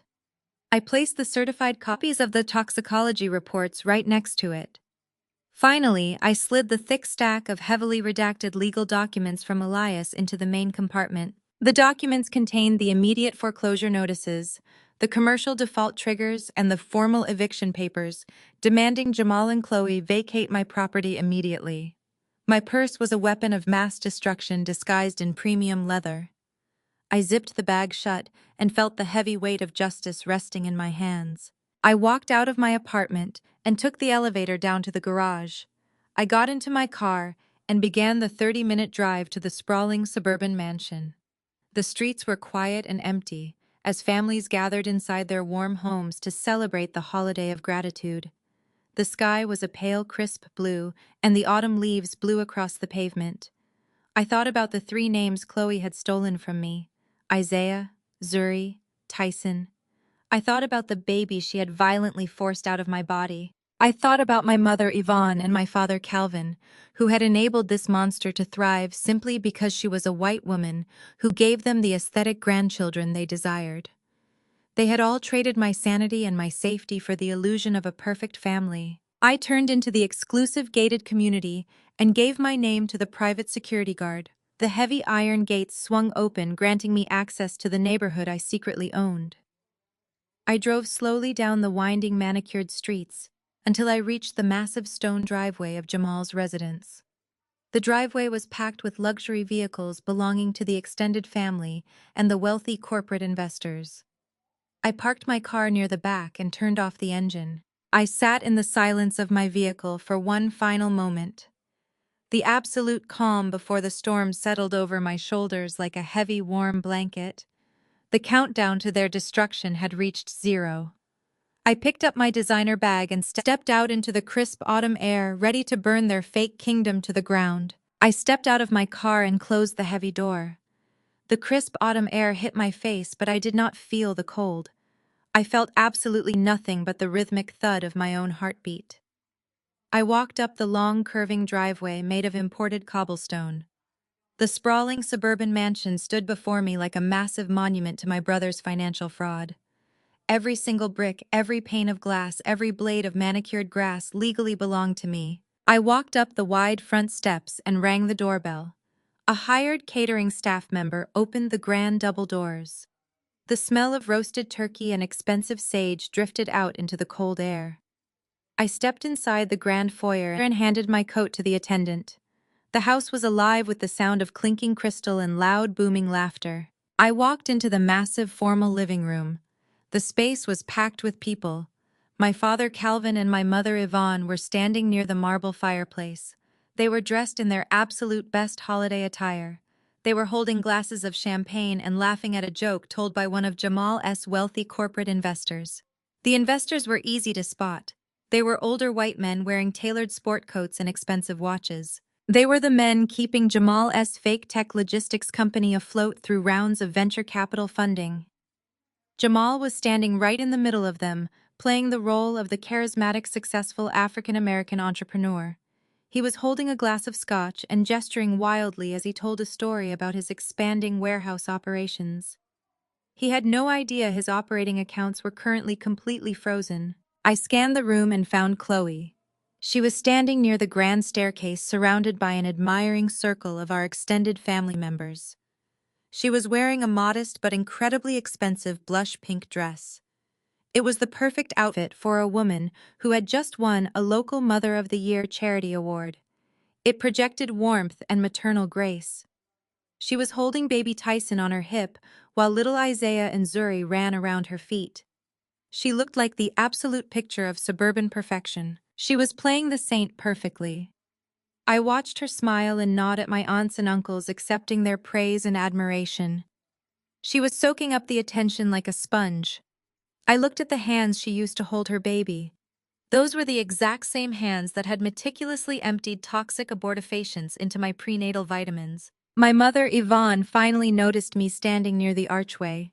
She excused herself from the investors and walked over to me. Her smile was tight and completely forced. She looked me up and down, taking in my emerald green dress. She told me she was surprised I actually showed up. She said she expected me to stay home and wallow in my grief like I usually did. She told me to grab a drink and try to look happy for once. She explicitly warned me not to ruin Chloe's special day with my bitter energy. I did not argue with her. I just smiled a perfectly polite and vacant smile. I told my mother I was incredibly excited to celebrate Chloe and her massive achievements. Yvonne looked at me suspiciously, but she accepted the lie because it fit her desired narrative. She turned around and walked back to her wealthy audience. I moved through the crowded room, observing the psychological ecosystem of my family. Everyone was performing.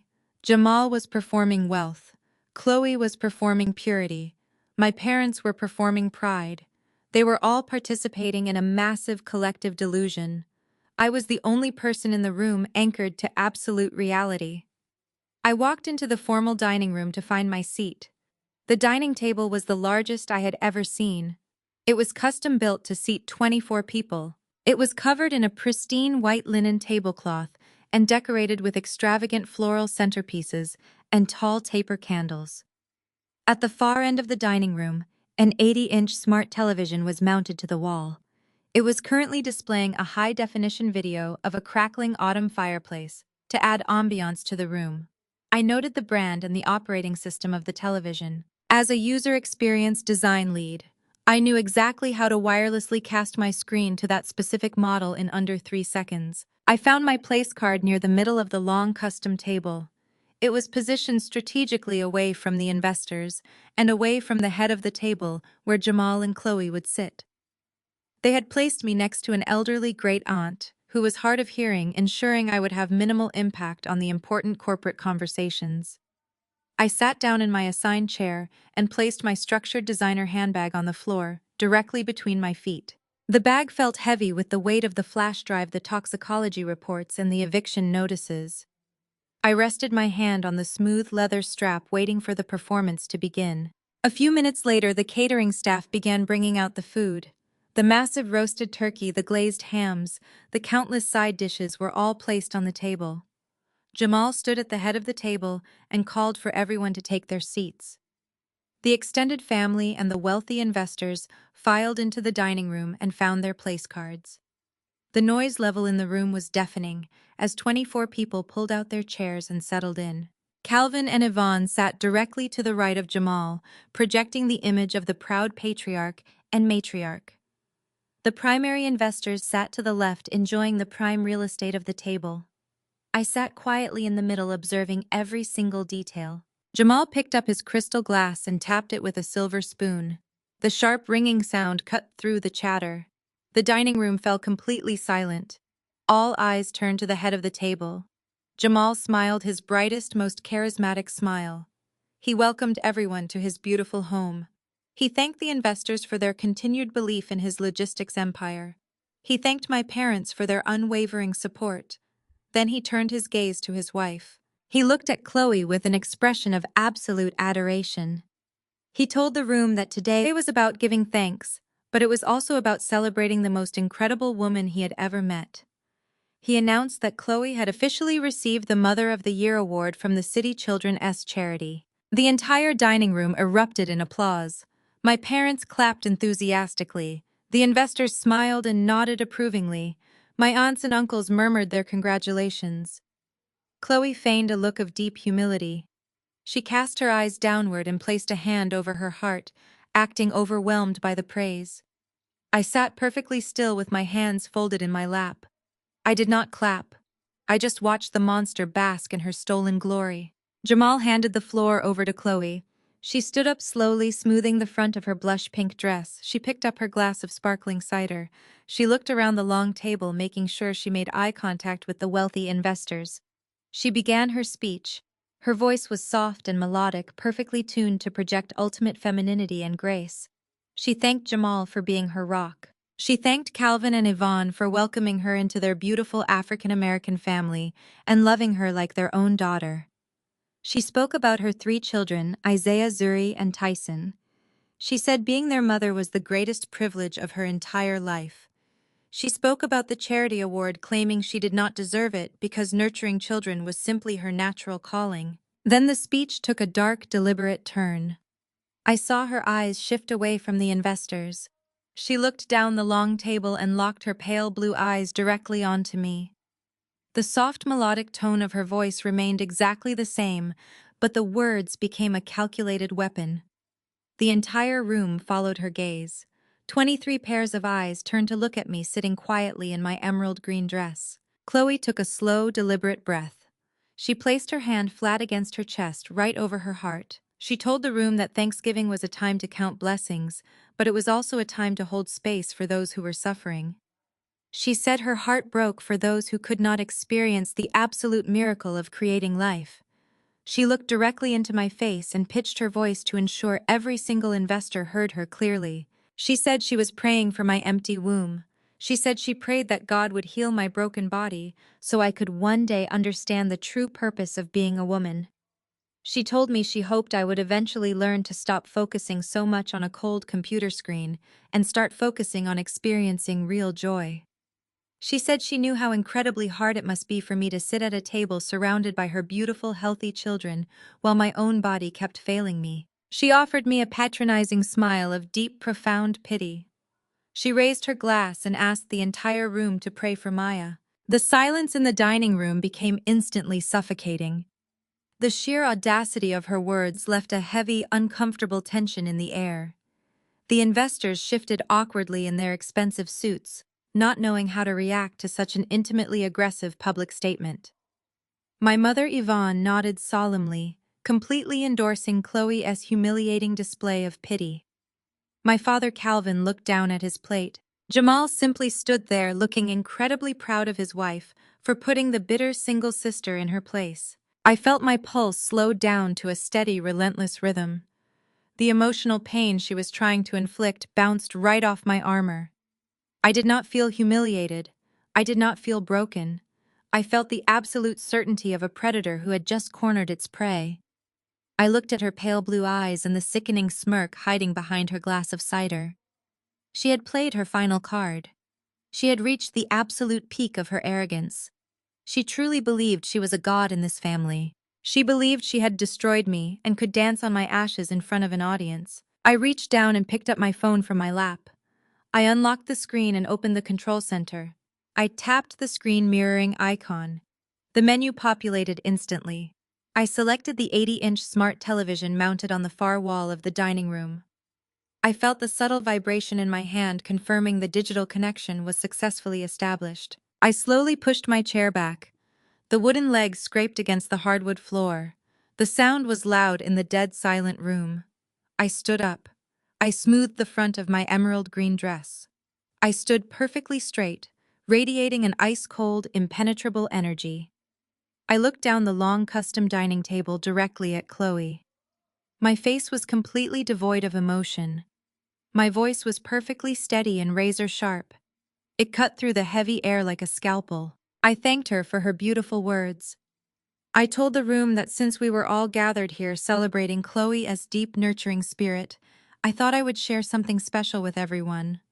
I said I thought I would share a quick video to show exactly how much Chloe truly cares about my health and my future. I looked at the massive television mounted on the wall.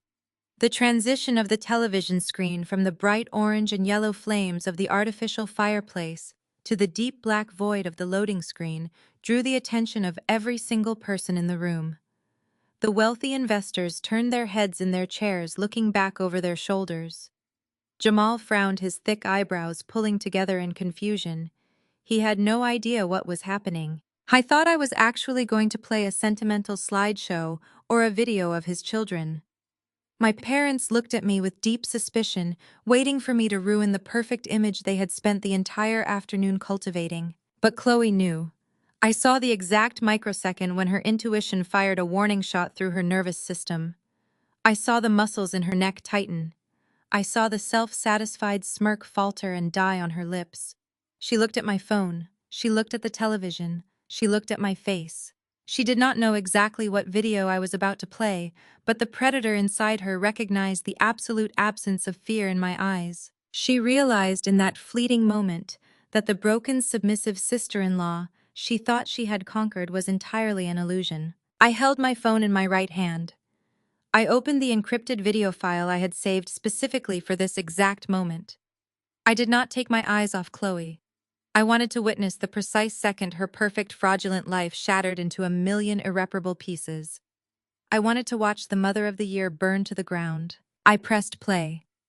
The massive 80-inch television screen flickered for a fraction of a second before the ultra-high-definition video feed filled the display. The crisp audio from my hidden kitchen camera echoed through the silent dining room. The sound of Chloe setting her expensive designer purse on the bar stool was amplified, projecting clearly across the long custom table. Every single person in the room was completely paralyzed. They watched as the digital version of Chloe looked down the hallway of my apartment to ensure she was entirely alone. The investors sitting near the head of the table leaned forward in their chairs. Their faces registered profound confusion that rapidly morphed into deep, disturbing horror as the video progressed. The screen showed Chloe reaching into her purse and retrieving the small glass vial. The high resolution caught the light reflecting off the coarse white powder inside the glass. The entire dining room watched as the woman who had just accepted a Mother of the Year award broke the plastic safety seal on my brand new bottle of prenatal vitamins. The audio picked up the sharp snapping sound of the plastic seal. It picked up the rustling of the clear capsules as she poured them onto the granite countertop. I looked at my parents, Yvonne and Calvin. Their faces were drained of all color. Their eyes were wide and unblinking as they watched their perfect white daughter-in-law meticulously pull the two halves of the first capsule apart. A collective gasp rippled through the wealthy corporate investors when Chloe began dumping the toxic white powder directly into the vitamin casing. The 4K resolution was absolutely merciless. It showed every granular detail of the poison falling into the pill. It showed the distinct diamond engagement ring on her finger, validating her identity beyond any reasonable doubt. But the most devastating piece of evidence was her facial expression. The television screen captured the cold, calculated smile that spread across her face while she tampered with the medication. It was a smile of pure, unadulterated evil. It was the smile of a woman enjoying the act of terminating another woman's pregnancy. She sealed the capsules and wiped the counter clean. The video ended, and the screen faded to black, leaving the dining room in a state of absolute suffocating shock. For several long, agonizing seconds, nobody moved. Nobody breathed. The silence was so heavy it felt like it could crush the foundation of the sprawling suburban mansion. Then the fragile illusion of Chloe's perfect life shattered completely. She stumbled backward away from the dining table. Her chair scraped violently against the hardwood floor. She brought her trembling hands up to her face and began to hyperventilate. The confident, malicious predator, who had just delivered a toast mocking my empty womb, vanished. In her place stood a frantic, cornered animal. Chloe immediately deployed the only weapon she had left. The tears began to stream down her face in heavy, dramatic waterfalls. She turned toward the wealthy investors and held her hands out in a gesture of desperate pleading. She told them it was not what it looked like. She told them the video was taken completely out of context. Her voice was shrill and frantic. She turned to Jamal and grabbed his arm, begging him to believe her. She claimed the white powder was just a holistic fertility supplement she had purchased from an organic wellness boutique. She said she was only trying to help me because I was struggling so deeply with my miscarriages.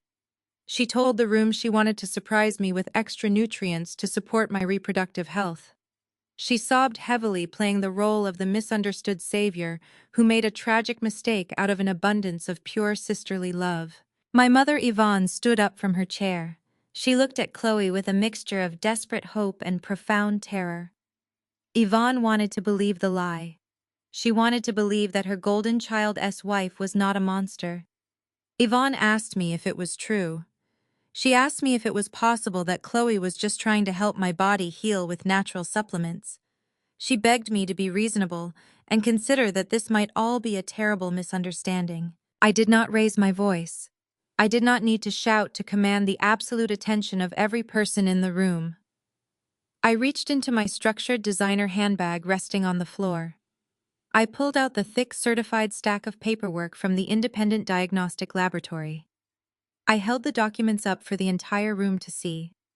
I walked slowly toward the center of the long dining table. I bypassed the roasted turkey and the extravagant floral centerpieces. I slammed the certified toxicology reports onto the polished wood right in front of the primary corporate investors. I told the room that the paperwork contained the official chemical analysis of both my blood and the powder inside those tampered capsules. I looked directly at Chloe while her fake tears streamed down her pale face. I stated clearly and steadily that the powder was not a holistic fertility supplement. I announced that it was misoprostol. I explained that it was a highly concentrated synthetic chemical used exclusively to induce violent labor and terminate pregnancies. I told the investors that it was mixed with lethal doses of herbal abortifacients, designed specifically to cause a severe chemical reaction in my body. I told the room that my blood tested positive for massive quantities of those exact toxins. I did not soften my words to protect anyone's feelings. I looked at Jamal, and then I looked at my parents. I told them that I did not have a natural miscarriage. I told them my body did not fail me. I pointed a steady finger directly at the woman weeping in the blush pink dress. I told the entire room that Chloe intentionally fed me poison. I told them she murdered my baby. The word murder hung in the air like a physical executioner's blade. The wealthy investors immediately began pushing their chairs back from the table. They were men of business, and they recognized massive catastrophic liability when it slapped them in the face. They wanted absolutely nothing to do with a family involved in premeditated poisoning and fetal homicide. Two of the men stood up and immediately started walking toward the foyer to retrieve their coats. They were abandoning Jamal's sinking ship before the water even reached their ankles. Jamal panicked. He saw his venture capital funding literally walking out the front door. He saw his fake logistics empire crumbling into dust right before his eyes. He turned his panic into blind, aggressive rage. He lunged forward and slammed his hands onto the dining table. He screamed at me at the top of his lungs. He told me I was a bitter, jealous psychopath for coming into his home and ruining his Thanksgiving dinner with fabricated lab reports. He wrapped his arm around Chloe, shielding the murderer from the horrified stares of our extended aunts and uncles. He yelled that I was actively trying to destroy his successful business and sabotage his perfect marriage. He demanded that I pack up my things and get out of his house immediately. He told me I was trespassing, and he was going to call the police to have me physically removed from the property. He pointed toward the front door and commanded me to leave his mansion and never speak to his family again. I tried to use his physical size and loud voice to intimidate me into submission, just like he had done his entire life. I stood my ground. I did not flinch. I did not step back. A cold, terrifying smile slowly spread across my face. It was the smile of a woman who held the absolute power of life and death over his entire existence. I reached back into my designer handbag one final time. I bypassed the secondary flash drive. I pulled out the thick stack of heavily redacted legal documents prepared by my corporate attorney, Elias. The papers felt heavy and substantial in my grip. I walked directly up to Jamal. I looked at the golden child who had leeched off my success while mocking my pain. I slid the legal documents straight across the table, pushing them over the fine linen tablecloth until they rested right against the platter of roasted turkey. I told Jamal to look very closely at the signatures on those papers. I told him to read the name of the shell company that bailed his failing logistics business out of bankruptcy 2 years ago. I watched his eyes scan the bold black text of the commercial default triggers. I watched his aggressive posturing evaporate into pure, unadulterated terror as he read the name Nova Ventures. I told him I was the sole proprietor of Nova Ventures. I told him that I legally owned 65% of his logistics company.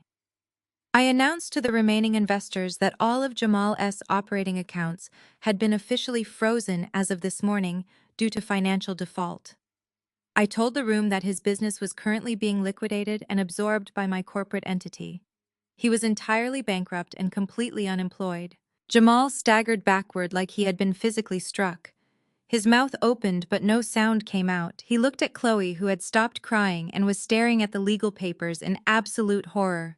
I pointed to the second set of documents resting on the table. I told Jamal those were formal eviction notices and property foreclosure papers. I explained to my parents, Calvin and Yvonne, that their successful son did not own the sprawling suburban mansion they were currently standing in. I told them he was a financial failure who rented the estate from a faceless corporation because his credit was entirely ruined. I smiled at Chloe and told her that she was nothing but a tenant living on my secret charity. I told her the roof over her head, the manicured lawns she bragged about, and the dining room she used to mock my empty womb all legally belonged to me. I looked at my brother and delivered the final fatal blow. I told Jamal that I was not leaving his house because it was actually my house. I told him he and his murderous wife were the ones currently trespassing on my private property. I told them they were both being legally evicted, and they had exactly zero resources left to fight me. The silence that followed was absolute. The entire illusion of their wealth, status, and superiority had been incinerated in less than 5 minutes. My parents stood frozen by the fireplace, unable to comprehend the sheer magnitude of the deception. Jamal looked like a hollow, empty shell. Chloe stared at me with wide, terrified eyes, finally realizing that she had completely underestimated the wrong woman. She had poked a sleeping bear and woke up a dragon. Suddenly, the dark dining room windows were illuminated by a series of rapid, brilliant flashes. The alternating colors of bright red and piercing blue lights bounced off the crystal glasses and the expensive china. The strobe effect cast harsh, shifting shadows across the faces of my terrified family members. The piercing wail of multiple police sirens cut through the crisp autumn air outside. The sound grew deafeningly loud as several heavy police cruisers tore up the imported cobblestone driveway and surrounded the front entrance of the mansion. The authorities had arrived perfectly on cue. The front doors opened before Jamal could say another word. Heavy footsteps struck the marble foyer and then moved toward the dining room. Detective Washington entered first with several uniformed officers behind him. The sight of the badges finally erased the last traces of arrogance from Chloe's face. Her mouth fell open. Her eyes darted from the police to me and then to the black television screen that had just shown her crime in merciless 4K detail. For the first time since I had known her, she had no performance ready. She had run out of masks. Jamal stepped in front of her automatically. He demanded to know what the officers were doing in his home. Detective Washington did not even look impressed by the volume of his voice. He stated calmly that they were there to execute an arrest warrant. He called Chloe by her full name and told her she was being arrested in connection with the intentional tampering of medication and the aggravated assault that resulted in the loss of my pregnancy. The words landed harder than anything I had said all evening, because this time they were not coming from the sister Jamal could dismiss. They were coming from the law. Chloe immediately started crying again. She pressed both hands against her chest and shook her head so violently that strands of blonde hair fell across her face. She insisted the powder was a supplement. She said the video was misleading. She said I had manipulated the footage because I hated her. Then she changed direction and claimed she had only touched the capsules once and that I had somehow placed the chemicals there myself. Every new explanation contradicted the one before it. Detective Washington let her speak until she had buried herself beneath her own panic. He asked one of the officers to place her hands behind her back. Chloe recoiled as if the command itself were an insult. She looked toward my mother for rescue. Yvonne stood frozen beside the dining table with one hand covering her mouth. Chloe called her name. She reminded my mother that she was the mother of her grandchildren. She begged Calvin to do something. She begged Jamal to call a lawyer. She even turned toward the investors, as if one of them might somehow purchase a different ending for her. Nobody moved. The officer took Chloe gently but firmly by the wrist. The metallic click of the first handcuff closing around her arm was one of the quietest sounds in the room, and somehow the loudest. Chloe screamed. She twisted toward me, and the grief mask finally disappeared completely. She called me jealous. She called me vindictive. She said I had always wanted her life. I looked at the mansion around us, the mansion my company owned then, at the legal papers beside the turkey platter, then at the woman being handcuffed for poisoning me. I realized how absurd her accusation sounded. I had never wanted her life. Her entire life had been financed by mine. Little Isaiah and Zuri had already been taken upstairs by one of the relatives when the police arrived and baby Tyson was no longer in the dining room. I was grateful for that. Whatever their mother had done, those children were innocent. I did not need them watching the exact second their family collapsed. Chloe had weaponized them against me often enough. I would not use them against her now. Detective Washington collected the flash drive and the certified copies of the toxicology report I had brought for the presentation. He confirmed that the original evidence was already secured with the department. He told Chloe she would have an opportunity to answer the charges through her attorney. She kept crying, but the tears no longer changed the temperature in the room. They no longer rearranged reality. They were simply tears falling down the face of a woman who had finally encountered a consequence she could not manipulate. As the officers led her toward the foyer, she looked back at Jamal. She ordered him to fix it, not begged, ordered. Even in handcuffs, she still expected him to build a bridge under her feet.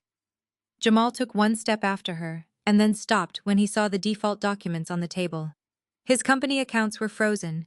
His majority ownership was gone because it had never existed. His house was not his. The investors who once surrounded him were gathering their coats and avoiding his eyes. There was no bridge left to build. One of the investors paused near the doorway and told Jamal that their legal team would contact him regarding the status of their agreements. Another did not say anything at all. He simply walked out. Jamal watched years of manufactured success disappear through the front door, one expensive coat at a time. His shoulders dropped. The aggressive man who had pointed at me during Sunday dinner and ordered me to apologize looked suddenly small inside the mansion he had spent a year pretending to own. My father, Calvin, finally sat down. He did not choose a chair so much as collapse into one. He stared at the toxicology report in front of him and whispered that he had called my grief jealousy. He remembered the wine incident. He remembered telling me I needed therapy, while the woman he defended had already put poison into my body. My mother began crying beside him. Not the theatrical tears Chloe used as a weapon.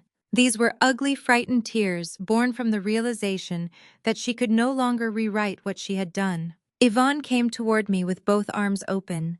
She said my name the way she should have said it when I walked out of the hospital 4 days earlier. She told me she was sorry. She said she should have listened.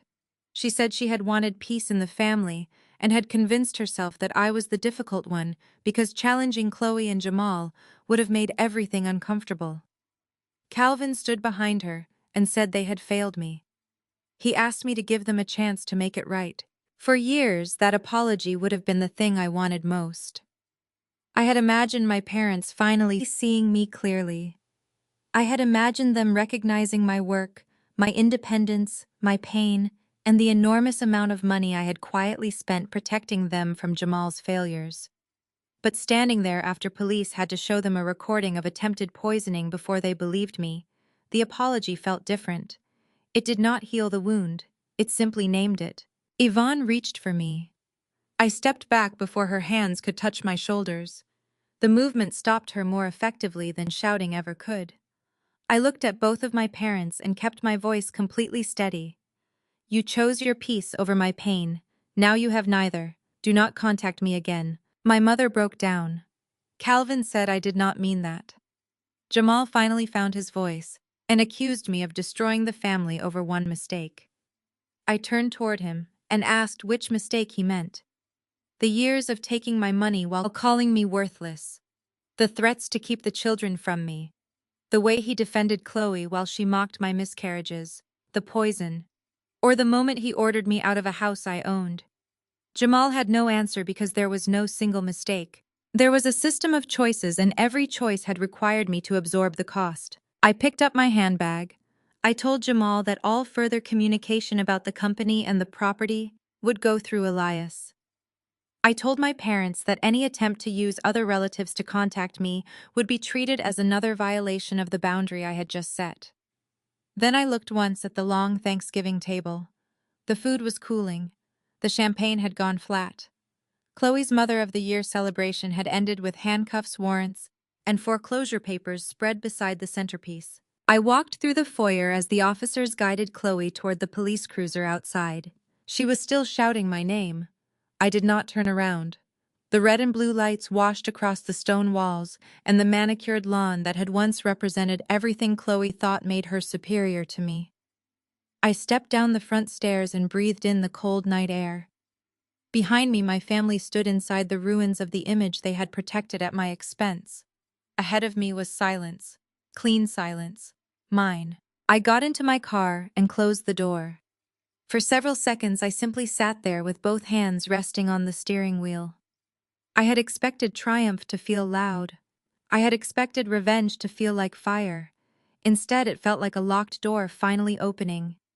Chloe would face the justice system. Jamal would face the financial reality he had avoided for years.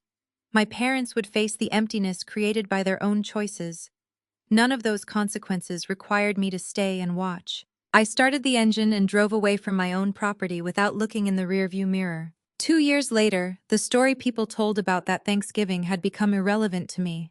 I no longer measured my life by what happened to Chloe, Jamal, Calvin, or Yvonne, but I knew enough to understand that the consequences had lasted far beyond that night. Chloe was convicted and was serving a lengthy prison sentence. The woman who once built her identity around being admired as the perfect mother now lived according to rules she could not bend with a smile, a tear, or a carefully performed act of innocence. Jamal lost the logistics company after the defaults were enforced, and Nova Ventures absorbed the remaining assets. The investors disappeared the moment his manufactured success stopped being useful to them. Legal fees consumed what little personal money he had left. The custom suits, leased vehicles, and country club stories vanished. The last update that reached me through my attorneys said he was working a low-wage job and directing most of what he earned toward debts and legal expenses. For the first time in his adult life, there was no sister quietly paying the bill behind him. Calvin and Yvonne lost the social standing they had guarded so fiercely. Friends who once admired their perfect family stopped calling. Extended relatives learned enough about what happened to understand why I had walked away. My parents sent letters through attorneys at first, then birthday cards, then apologies through relatives. I returned none of them. I had meant exactly what I said in that dining room. A boundary only becomes real when you stop negotiating it with people who benefited from its absence. My life moved in the opposite direction. I sold my apartment and bought a home that had no financial connection to Jamal, Chloe, or the version of myself that spent years rescuing people who resented me. I kept leading design teams. I kept building investments. I went to therapy because I wanted a place where grief could exist without being judged as weakness. I learned that peace was not passive. It was something I had to design as carefully as any system I had ever built. And then, after years of fear, attached to every positive test and every doctor's appointment, I carried a pregnancy to term. No family group chat received updates. No one who had mocked my losses was invited into the process. I built a small circle of people who understood that support did not require control. When my daughter was finally placed in my arms, healthy and furious and alive, I cried harder than I had cried in years. Those tears were not about Chloe. They were not about revenge. They were about arriving somewhere I once believed had been permanently stolen from me. Now I sit in the sunlit nursery of my new home with my daughter asleep against my chest. The room is quiet, except for the soft rhythm of her breathing and the gentle movement of the rocking chair. This is the future Chloe believed she had the power to erase. She was wrong. I think about the 3 names my sister-in-law stole from me 5 years ago. Isaiah, Zuri, Tyson. For a very long time, the theft of those names felt like a gaping, bleeding wound that would never fully heal. But as I look at my daughter as peaceful, sleeping face, I realize that Chloe did not steal my future or my destiny. She only stole words from a dictionary. I did not use any of those old names for my daughter. I wanted a name that had absolutely no connection to the trauma, the grief, and the profound betrayal of my past life. I wanted a name that stood entirely on its own, completely untainted by the toxic ecosystem of my former family. I named my beautiful daughter Amara. It is a powerful name that represents infinite grace, unyielding strength, and an untouchable, enduring peace. It is the perfect name for a child born from resilience. I continue to rock slowly back and forth in the sunlit nursery, listening to the quiet, soothing sounds of my daughter dreaming. I am entirely surrounded by a beautiful life I built completely with my own two hands and my own brilliant mind. I survived the intense psychological warfare, the blatant parental favoritism, and the literal chemical poison designed to permanently break my spirit. I completely severed the heavy rotting chains of familial obligation and stepped into a bright, open future where I am the sole author of my destiny.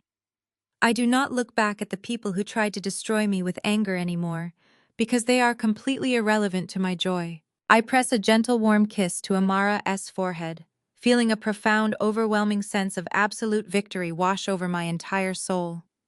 My family thought they could tear me down and bury my dreams under the heavy, crushing weight of their own arrogance and cruelty. They thought they could bury me. They forgot I was the one who owned the ground. The most profound lesson from Maya's journey is that true family is not defined by shared bloodlines, but by mutual respect and unwavering protection. When toxic relatives demand you shrink yourself to maintain their comfortable illusions, walking away is not an act of betrayal, it is an act of supreme self-preservation. You cannot heal in the same environment that actively poisons you, whether emotionally or literally. Forgiveness does not require granting access to your peace. Ultimately, your greatest revenge is not just dismantling the empires of those who hurt you, but building an untouchable sanctuary where you can finally thrive. If you have ever had to sever toxic family ties to protect your own peace and sanity, share your survival story in the comments below and subscribe for more empowering journeys of ultimate vindication.